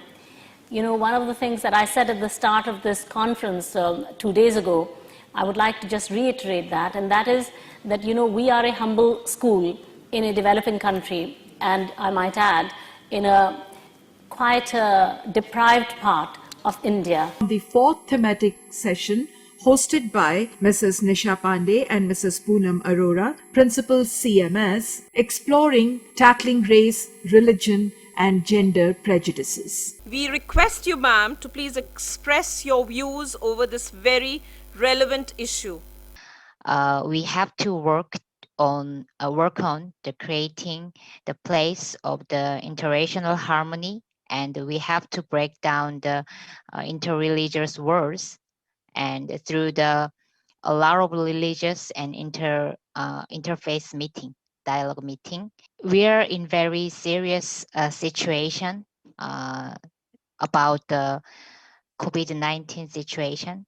Yeah, so we should overcome this situation, yes, in various ways. So HWPL donated plasma for development of COVID-19 treatments. I would now like to invite the chairperson for the session, Honorable Justice Dr. B.J. Oduki, former Chief Justice, Supreme Court, Uganda, to take the proceedings further. Humanity is one and religion is one. In short, we are advocating for humanity, for dignity of person, for the unity in diversity. We now invite Honorable Ms. Justice Concetta Girillo, Judge, Court of Reggio, Calabria, Italy. In 2017, interviewed by the French journalist Dominique Walton, the Pope stated, we call think by their name. Marriage is between a man and woman. This is a precious term. We call sex union civil union. In the period of COVID, that we are expensive, this also becomes a problem. For example, only a relative can enter hospitals. Discrimination against companions who have been in the relationship for a year. But the theme of the race has always found great international recognition in the words of the Pope.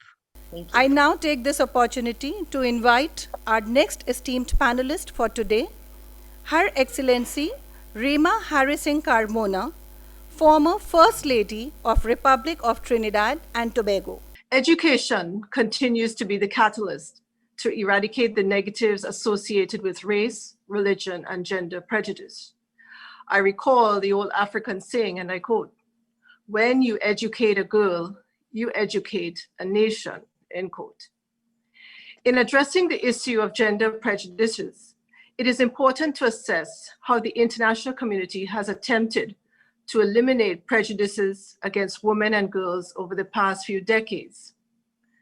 Education and female empowerment walk hand in hand. Empowerment is about the inherent right of women and young girls to understand, to shape, control, and be in charge of their own lives and their own destinies. With this, we come to the end of today's session. I would like to thank all the speakers who joined us for today's session. Your valuable inputs have made this session truly meaningful and has helped to serve its purpose. The fifth plenary session, hosted by Principals Mrs. Sangeeta Banerjee and Mrs. Jyotsna Atul. I would like to invite the first speaker, Honorable Justice Rosa Maria Econ, Judge of the Criminal Court of Appeal, Costa Rica. The pandemic has shown us the true and real social face of my country and of many countries around the world. Never before the humanity has had so much in common with this virus, and yet never it has been so far apart in handling the pandemic in a supportive and coordinated way. In Gutierrez's words, these challenges cannot be addressed effectively by states alone. It is necessary to broaden the idea of global governance to take in businesses, civil society, cities and regions, academia, and young people. We now request our most respected Dr. Jagdish Gandhi, who is the convener of this conference, to formally introduce our chief guest for the day. We are extremely honored to welcome Honorable Mr. Brijesh Pathak, Cabinet Minister for Law and Justice, Legislative Justice, Conventional Energy Sources and Political Pension, Government of Uttar Pradesh. हम सब जानते हैं कि जगदीश गांधी जी का प्रारंभ काल से ही इस दिशा में बहुत ही गंभीर प्रयास रहा है कि दुनिया का एक ऐसा कानून हो कि हम प्रेम के आधार पर लोगों को एक दूसरे से जोड़ सकें, एक दूसरे की वैमनस्यता समाप्त हो और दुनिया को हम एक ऐसा प्लेटफॉर्म प्रदान करें कि जितने भी बच्चे हैं उनका एक ऐसा माहौल मिल सके, वो महसूस कर सके कि दुनिया एक अपना घर है. I would like to briefly translate what Honorable Mr. Brijesh Pathak ji has just said. Dr. Jagdish Gandhi has been making serious efforts on this path to provide children an environment in which they feel that the world is one and that they are citizens of one world.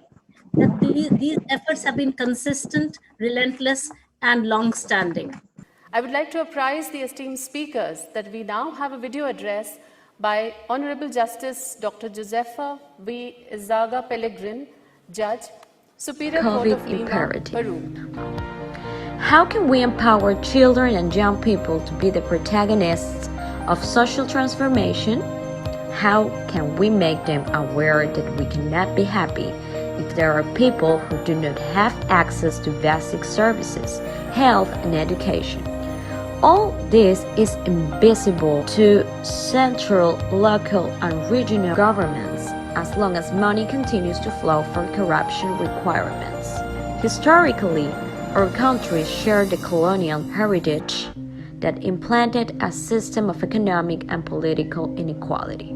It's now our proud privilege to have respected Dr. Natalia Orikhovskaya, the head of the Department of Humanities of the Financial University under the government of Russian Federation. Que consiste en saber interpretar cualquier tipo de crisis como desafío y adoptar una nueva perspectiva más humanitaria para un futuro mejor, donde impere la paz y que desde la comunidad internacional podamos lograr una calidad de vida. Today, I want to emphasize how we all can confront this change and how we all can come together in the face of this crisis to better the world as one singular entity. We once again feel obliged as we proceed to welcome our guest of honor for the day, His Excellency Mr. Jean-Henry Siant, Prime Minister of the Republic of Haiti. В связи с распространением эпидемии COVID-19 и введением карантина возникла проблема необходимости в переходе на дистанционное обучение. In connection with the epidemic COVID-19, the necessity of distant education has arrived in the whole world.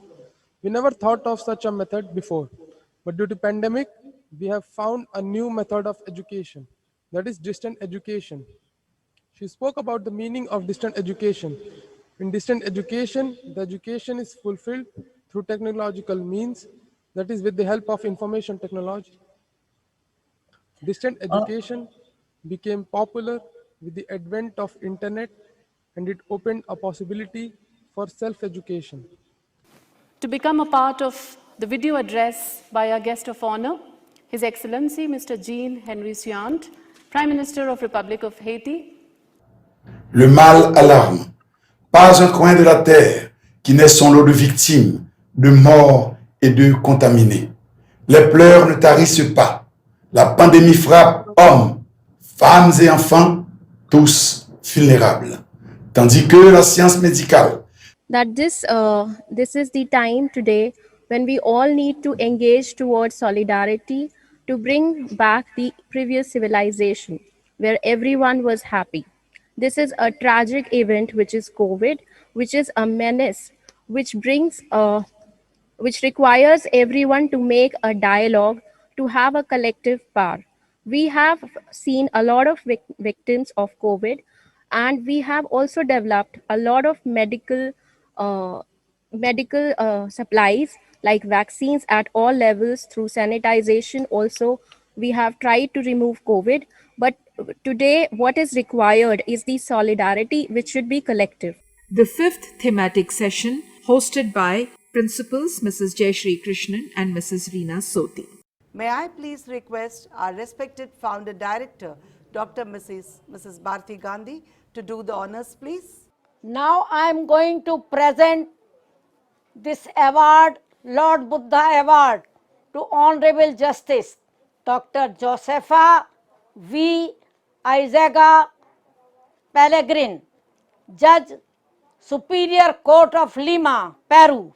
It is my pleasure to invite the moderator for the session, Dr. Sohail Mohajir. He is the head of Value Education and Junior Youth Empowerment Program at City Montessori School, Lucknow, India. Our first speaker is Honorable Justice Dr. Louis George Gamboa Olia, Judge, Superior Tribunal, Mexico. Love in the times of COVID-19 has been transformed. It has become invisible but powerful. Love is in the turbulent times have been accompanied by many other emotions that we have forgotten: compassion, gratitude, kindness, altruism. This global difficult situation from here, from Buenos Aires, from Argentina, and from my institution, the Judicial Academy.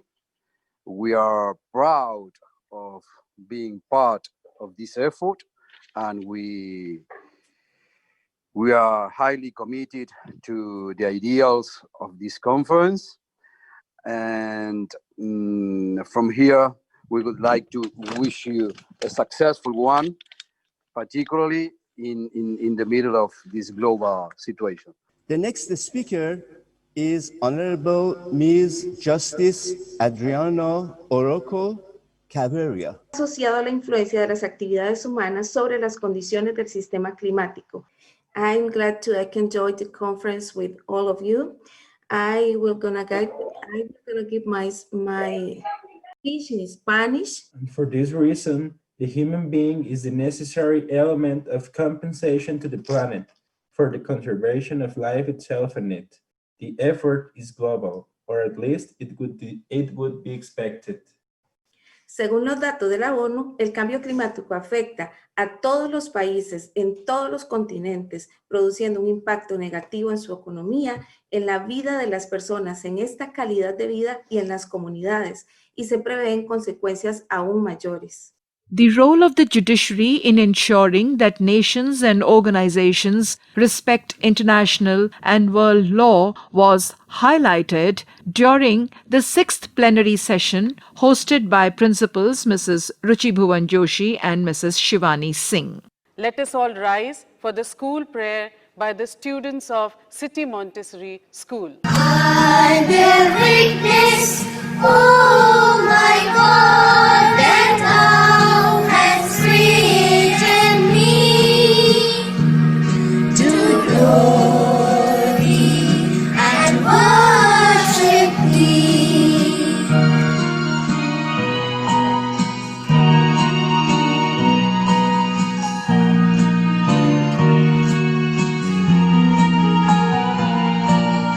I testify, and this moment to my heart is lips and to thy mind, to thy poverty and to thy will.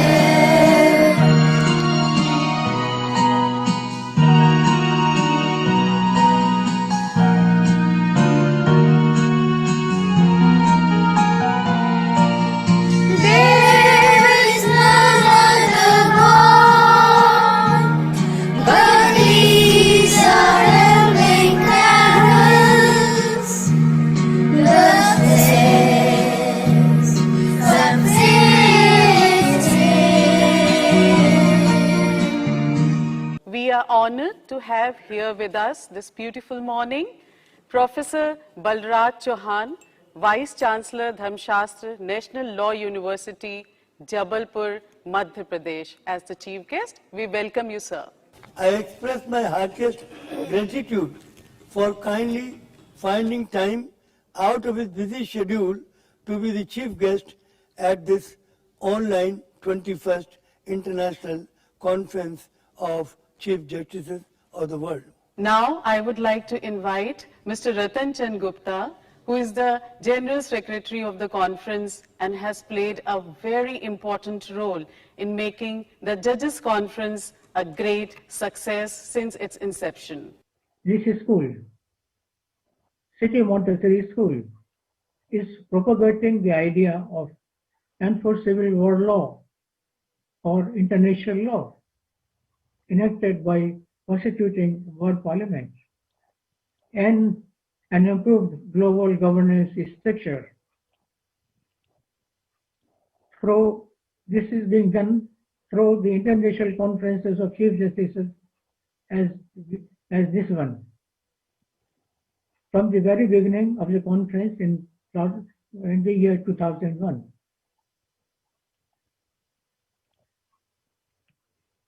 We believe that it is the duty of the present generation to bequeath to our children a better inheritance than that inherited by us. I would like to invite Honorable Mr. Justice Kamal Kumar now, Acting Chief Justice, Fiji Islands.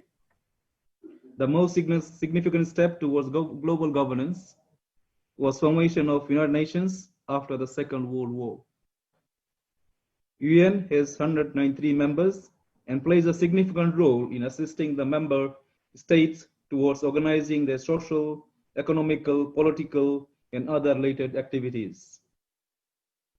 This is to ensure that laws, rules, regulations, and policies that affect human beings are based on common law principles which protect our fundamental rights and freedom. Now, coming to COVID-19, according to statistics published as of yesterday by Worldometer, we had 50,150,049 cases. 35,525,025 persons have recovered. 1,255,533 persons have passed away. 13,369,499 are currently infected with COVID. It gives me immense pleasure to invite our chief guest, Professor Balraj Chauhan, Vice Chancellor, Dharmashastra National Law University, Jabalpur, Madhya Pradesh. This platform is all yours, sir, and we are privileged to be a part of this. Of the 21st century seems to exceed the grasp of the current international institutional framework. This conundrum doesn't mean that nation state need to be suppressed by a better and stronger set of international institutions. To the contrary, the nation state and the national political leaders constitute the foundation of political legitimacy necessary for global governance and international institutional reform to move forward. Global governance as a regime could not even be fully achieved, and we are discussing about its reforms. And rightly so, as there have not been enough coherence in what we claim to be global governance.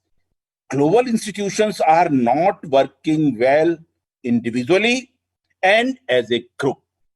For example, the global institutions at the core of the institutional system, such as the United Nations, the International Monetary Fund, the World Bank, and the G8 Summit are to varying degrees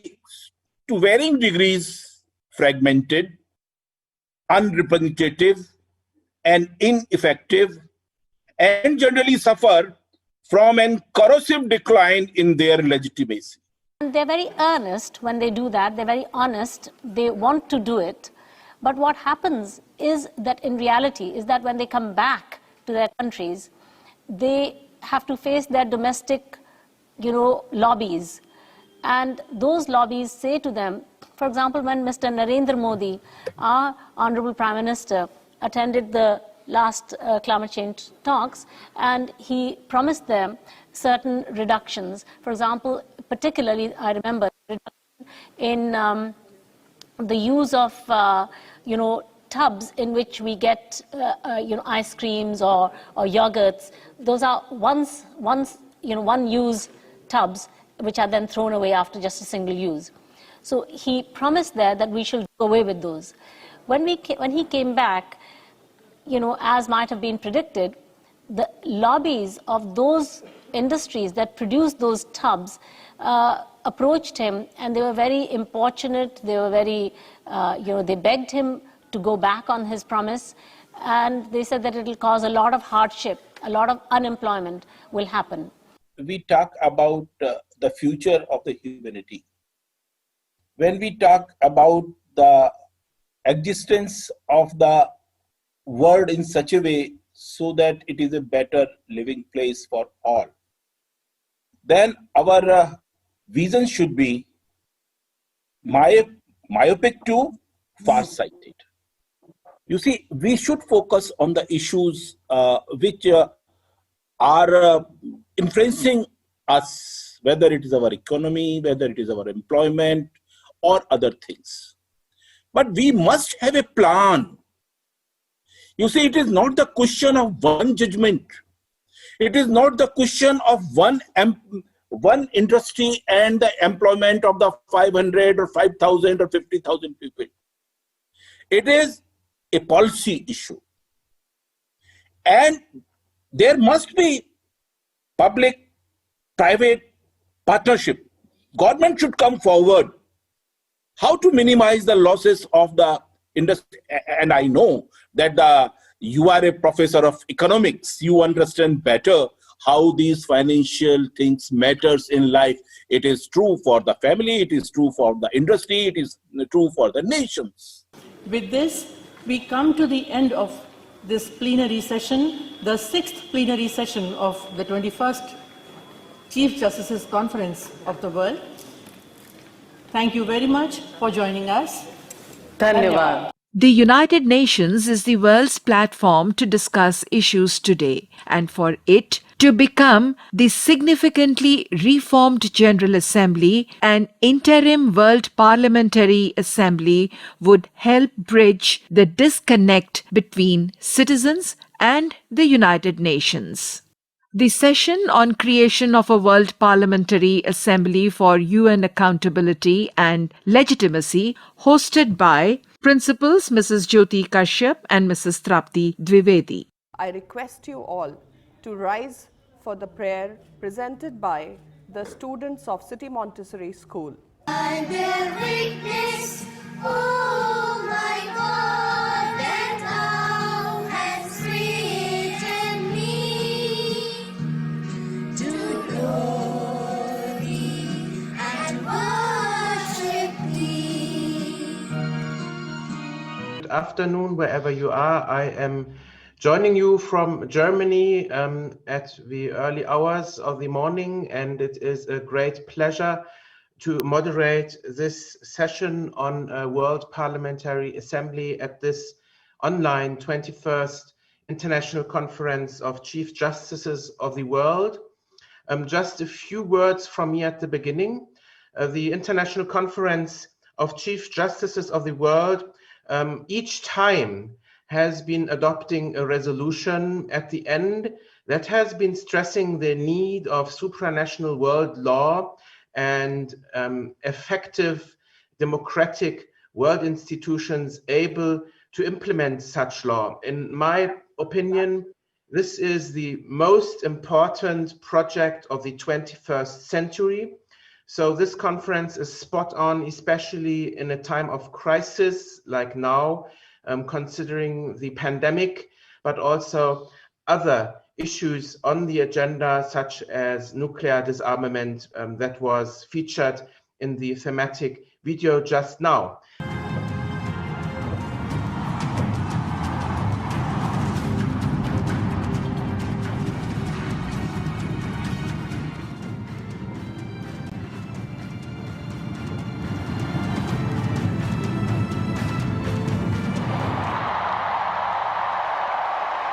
And perhaps at first you can introduce yourself and your organization shortly, and then address the topic of this session, the World Parliamentary Assembly. I'd like to express my sincere gratitude for participating 21st ICCJW this year. Thank you very much for the invitation, Honorable Dr. Jagdish Gandhi and Bharti Gandhi and Gita Gandhi.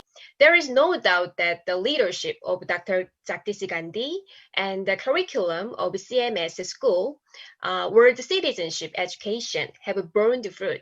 Activities, especially your World Parliament agenda, to collect the voice from the Chief Justices to help to cooperate with people for world peace, especially the Dr. Jagdish Gandhi is interested in this part. So I'm just looking forward to listening to you as well in depth, because you shared your opinion and I can follow your opinions as well. Next to Honorable Antonio Oposa from the Philippines, is that correct?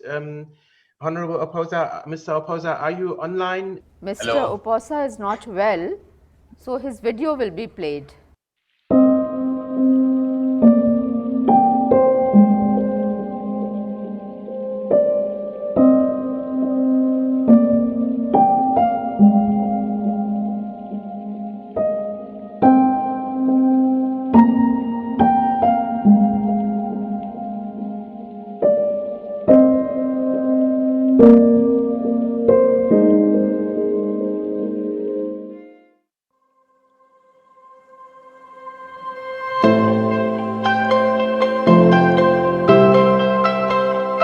Let me briefly introduce myself. My name is Katerina Kabahidze. I'm together with this addressing, I'm sending sunny weather and rays of sun to you from Moscow.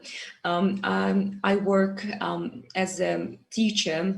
When we talk about such global institutions as World Parliamentary Assembly, which should give citizens from all economic, political backgrounds their voice to tackle social and political issues.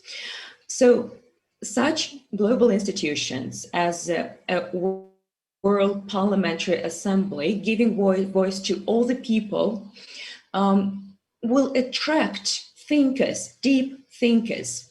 And to become a deep thinker, one needs to be educated. Mr. Honorable Tagai from Kyrgyzstan, who I was informed would join this session. The pandemic has shown that a full-fledged transition to remote trials requires the development of not only regulatory legal acts regulating the procedure for implementing it, but also the availability of a well-established technological process that can ensure data security. It seems to me that a World Parliamentary Assembly, which has representation of people, instead of it being that representatives of the executive branches of the country's various governments send their representatives to the United Nations General Assembly, instead of that, if it were the case that individuals were elected from those respective countries, that such a World Parliamentary Assembly would have more legitimacy, it would have more democratic representation than a UN that is composed of nominated persons from the different countries, from the executive branches. Before we end the proceedings of the session, I would like our tech team to kindly play the video presentation of the Mahatma Gandhi Award to Honorable Mr. Justice Hilario Davide Jr., former Chief Justice, Supreme Court of the Philippines. He is one of the pioneers in upholding the rights of the children of the world and the generations yet unborn to inherit a safe and well-preserved Mother Earth. It is my proud privilege and honor to present the Mahatma Gandhi Award to Honorable Mr. Justice Hilario Davide Jr., the former Chief Justice of the Supreme Court of the Philippines.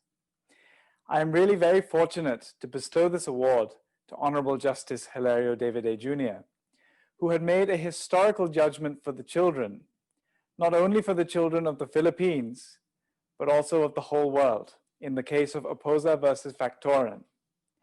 He clearly mentioned that it is the intergenerational responsibility of every generation to bequeath a safe and secure future to the next generation and generations yet to be born. Honorable Chief Justice Hilario Davide Jr. had also blessed the children of City Montessori School by taking part in international conferences of Chief Justices of the world in the years 2011 and 2015. I will now present the award to the Honorable Justice.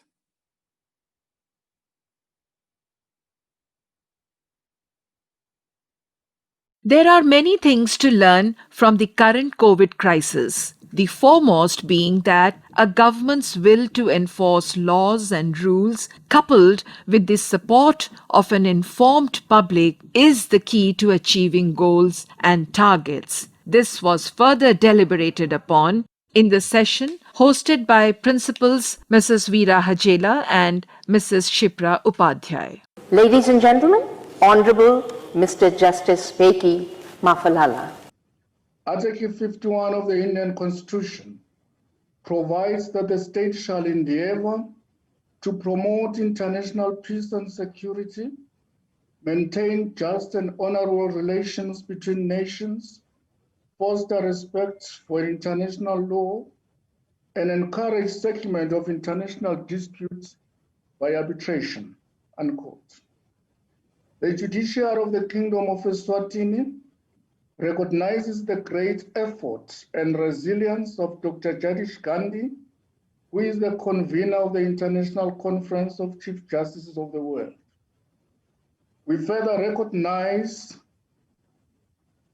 that convening the conference of this magnitude on the part of Dr. Gandhi over the years has been a mammoth task requiring dedication and commitment to the cause of humanity. The great contribution, sacrifice, and achievement made by Dr. Gandhi over the years in promoting peace and security as well as protecting the fundamental rights of humanity, will ensure that his name and legacy remains forever embedded in the annals of world history. Dr. Gandhi, in his capacity of being the founder director of City Montessori School, which has an annual enrollment in excess of 55,000 scholars, has contributed immensely to the education of young people in particular, and the creation of a pool of mature and stable future leaders of the world community. Humanity has a responsibility to protect, promote, and advance the fundamental human rights of children of the world through domestic and international laws.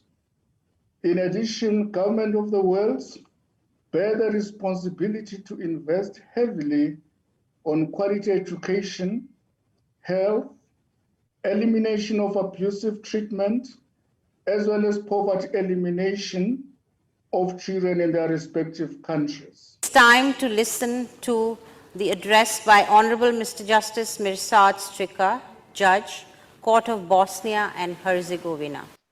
We feel privileged and hope to be able to contribute to the conference's success by our discussion. We believe that global governance today, which is the theme of the conference, is indeed imperative in the aftermath of COVID. There is another Latin saying, historia est magistra vitae, but we cannot but relativize its meaning, for it very truly a life's teacher. People will learn and realize that, first of all, wars are pointless, but unfortunately they have not.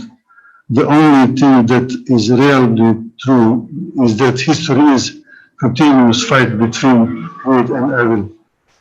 We are extremely honored to welcome our chief guest of the day, Professor Alok Kumar Rai, Vice Chancellor of Lucknow University. We feel highly honored to have Professor Alok Kumar Rai, Vice Chancellor of the University of Lucknow, amongst us as our chief guest for this session. I'm certain that you all will agree that our world indeed could have been a better place than it is today, and the deliberations of the conference themed Global Governance, now a post-COVID imperative, will go a long way in finding solution to issues and problems that have been considered intraceable since a very long time. Having said this, global governance also has got certain other terms related to governance as corporate governance and societal governance. At University of Lucknow, now corporate governance does not have to do with exactly business organizations or corporate organizations, but it is about transparency and shifting the onus onto the customer side, onto the receiver side, service receiver side. Another further extension to this global governance has been a societal governance. This is a different norm that many of the organizations in the world these days are talking about. And at University of Lucknow, we did try to practice this and to share some of the facts that during the lockdown period prevailing in the country of India, we run our community kitchen for 60 days, where we used to support people with 1,500 food packets per day. We also established a mass bank and distributed it among the needy, besides spreading awareness about saving ourselves from the pandemic. Have the pleasure of listening to His Excellency Mr. Stepan Mesic, former President of the Republic of Croatia. He has forwarded us, very kindly recorded and forwarded us a message for this conference. The foundations for global security, trade, and international investments will become even more fragile in comparison to what they currently are. COVID-19 has changed the world. The world must now collaborate to change COVID-19. For a better future, and for all those that have passed from COVID-19, political leaders have a duty to care for humanity just as they might care for their city, state, and region. I am a bit embarrassed by the crude approach the United States administration has taken towards the World Health Organization, global cooperation, and economic globalization. I would like to believe that the majority of us still have hope that the United States changes its position on its view of the world and other global powers. Constructive engagement on major issues like this pandemic is absolutely a necessity. This brings us to an end of this particular plenary session, and I hope all of us are taking back valuable points, especially to work together in cooperation and in collaboration to write the new future. The session on role of judiciary in building a more secure and equitable world, hosted by Principals Mrs. Abha Anant and Mrs. Aditi Sharma. The moment has arrived to welcome and request the President and Managing Director of City Montessori School, Dr. Geeta Gandhi Kingdon, to deliver her welcome address and also to present an award to a very special person. I think we will leave it as a surprise and request her to make the announcement. Over to you, Dr. Kingdon. It's a great pleasure for me to be at this session and to particularly to pay my regards to and respects towards Dr. Honorable Mr. Justice Dr. Adil Umar Sharif, Deputy Chief Justice of the Supreme Constitutional Court of Egypt. As a judge, that was not perhaps his mandate, but that was a choice that he made. My understanding is that he has done such a big body of work in promoting interfaith dialogue as well as being a senior academic, a visiting professor at so many different universities, particularly in the United States of America. Dr. Adil Umar Sharif has also worked to unite the judiciary of Africa. Friends, it is indeed a great pleasure and honor for me to present the Hope of Humanity Award to Dr. Adil Umar Sharif, Honorable Deputy Chief Justice of the Supreme Constitutional Court of Egypt. Justice Sharif not only is a prominent member of the judiciary of Africa and indeed of the world, he has also been a staunch and stalwart supporter of the Chief Justices Conference organized by City Montessori School in Lucknow each year from the year 2000 onwards. Justice Sharif has attended these conferences regularly from the year 2007 to the year 2019, and indeed this year virtually. So that means this year is the 14th year continuously that Justice Sharif has attended these conferences. He has indeed provided intellectual leadership at these conferences as well as been part lately of the agenda setting for the conference. In addition, Justice Sharif has provided great leadership to the African judiciary. Under his guidance, the Supreme Constitutional Court of Egypt has organized an annual conference of the African judiciary in the past 2 years. I'm also happy to say that in the years that Justice Sharif came to our conference in Lucknow, he brought along with him, he convinced and brought along with him 3 Chief Justices of the Supreme Constitutional Court in Egypt in the year 2016, 2018 and 2019. I'd like to quote something that he said at the 9th International Conference of Chief Justices here in Lucknow. He said, "All global problems require global solutions. Then it would be expected from national judiciaries to act and cooperate globally to provide universally acceptable solutions for such increased problems of a global nature." So you can see a global thinker and a towering, colossal, intellectual and legal personality. And it is our really great privilege to honor him today at this conference.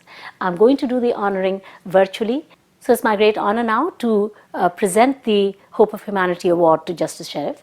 And I'd like to read out what it says on the memento that is being presented. The memento has a photograph of Mother Teresa, who was indeed herself a hope for humanity.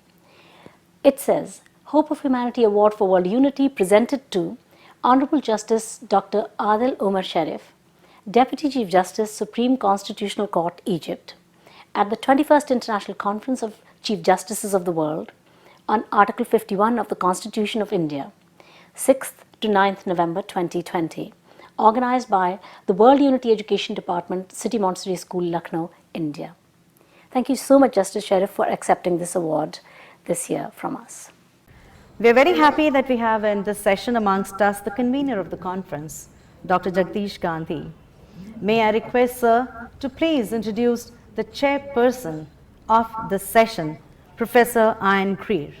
Welcome, Professor Ian Greer, President and Vice Chancellor of the Queen's University, Belfast, United Kingdom. Professor Ian Greer was appointed as the President and the Vice Chancellor of Queen's University, Belfast on 1st of August 2018. A graduate of the University of Glasgow, Professor Greer became the Research Fellow at the Department of Medicine, Glasgow in 1982 and became a lecturer in obstetrics and gynecology at the University of Edinburgh in 1987. May I request the chairperson, Professor Greer, to please give the opening address and also to take the session forward. Here in Northern Ireland, we've had more than our share of troubles with divided communities, segregated schools, and serious conflict. Thankfully, that is now in the past. We used education to bring communities together. We took children from each side of the divided communities to learn together in a reciprocal manner for different parts of the curriculum, so meeting students from the other side of the community and bringing families together. This started as a research project, but it's now routine practice in our education system here in Northern Ireland, bringing communities together. It's also an approach that's been resonating across the world, and it's being used in South Africa, Palestine, and Kosovo. And because of that impact, we received at Buckingham Palace the Queen's Anniversary Prize for this work at the beginning of 2020. So I'm sure you can understand that this is an example close to my heart of the power of education and the power that I know exists in your school, a school that makes an enormous impact, not just in India, but an impact that resonates across the world. So I'm looking forward to hearing the discussions from the rest of the panelists. And I'd first of all like to invite Justice Dr. Merendino to give her contribution. City Montessori School of Lucknow, an institution which won the prestigious UNESCO Prize for its activity for education and peace, has the real ability to gather justices from all over the world for mutual exchanges of ideas which are very fruitful. The topic of our thematic group is the judiciary and its role in building a more secure and equitable world. In my country, Italy, judges are committed by the Constitution to build a more secure and equitable society. This stems from the principle that judges are submitted only to the law, from the recognition of the fundamental rights of the human beings, and from the principle of equality and non-discrimination among them, and moreover from the engagement by the state to remove any obstacle to the effectiveness of this principle, with the aim to grant a fair treatment to everyone. As the leader of the medical organization Emergency, Mr. Gino Strada, said, "Human rights has to belong to everyone, but really everyone, otherwise you can call them privileges."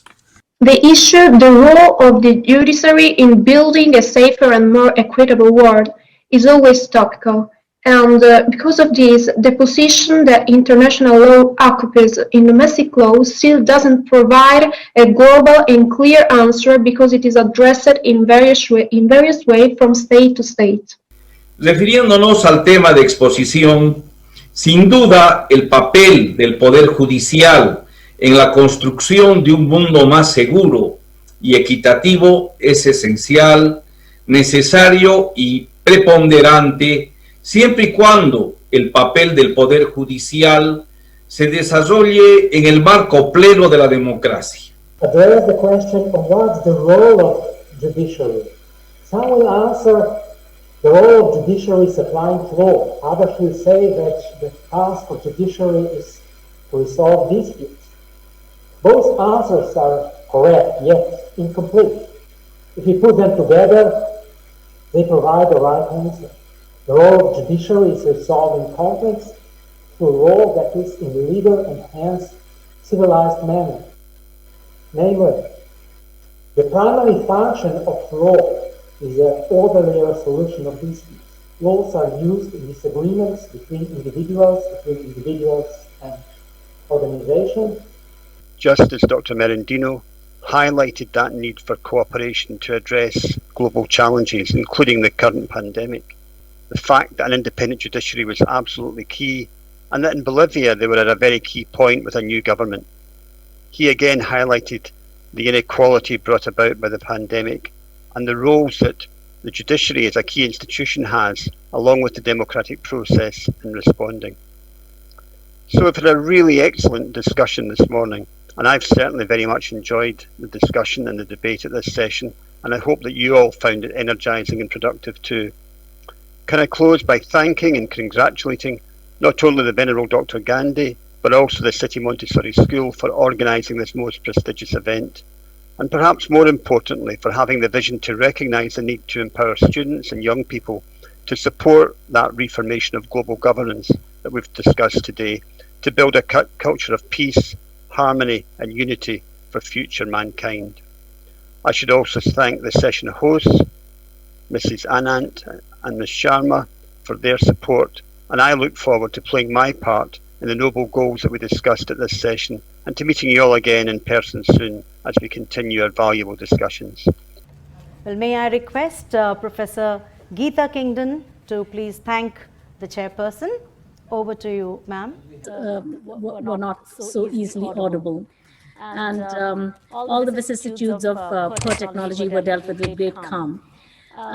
We appreciate very much also that Professor Greer came in person to attend this conference last year, and we hope that in future as well, he will try and time his trips to India to coincide with our Chief Justice's conference, because we hope the corona crisis will be over by this time next year for certain, and that you will be back to India and again able to join us. Having appointed itself as the custodian of the welfare of world's children, City Montessori School believes that any discussion about the future of the world must also involve the generality of humankind. The closing session of the conference, hosted by the principals Mrs. Sangeeta Banerjee and Mrs. Jyotsna Atul, our most respected Professor Geeta Gandhi Kingdon, who is the Managing Director and President of the City Montessori School and the chain of all the schools. May I request, ma'am, to kindly preside over the closing session of this conference to reinforce hope and belief that good governance and development would be back on track even during and even after the most trying times of our age, that is in the form of COVID-19. Over to you, respected ma'am. If we were to distill what were some of the most important issues that arose at this conference, probably from different people's points of view, different issues would seem to emerge as the most important. But if I was to think about what is the short list of those issues that I think perhaps most people would agree jumped out at this conference, they would be these 3 or 4 issues that I'm just going to read out. It seems to me that one of the most important issues that came out of this conference is that there is a need for clarification of the values that shall underlie global governance. There's a lack of agreement on what universal values there are on which global governance could be based. For instance, when we talk about equality, one might think that gender equality is a universal value. It is agreed, it's an irreducible concept, and that everybody subscribes to it. But unfortunately, it is occasionally, and in fact not too infrequently, castigated as a Western value.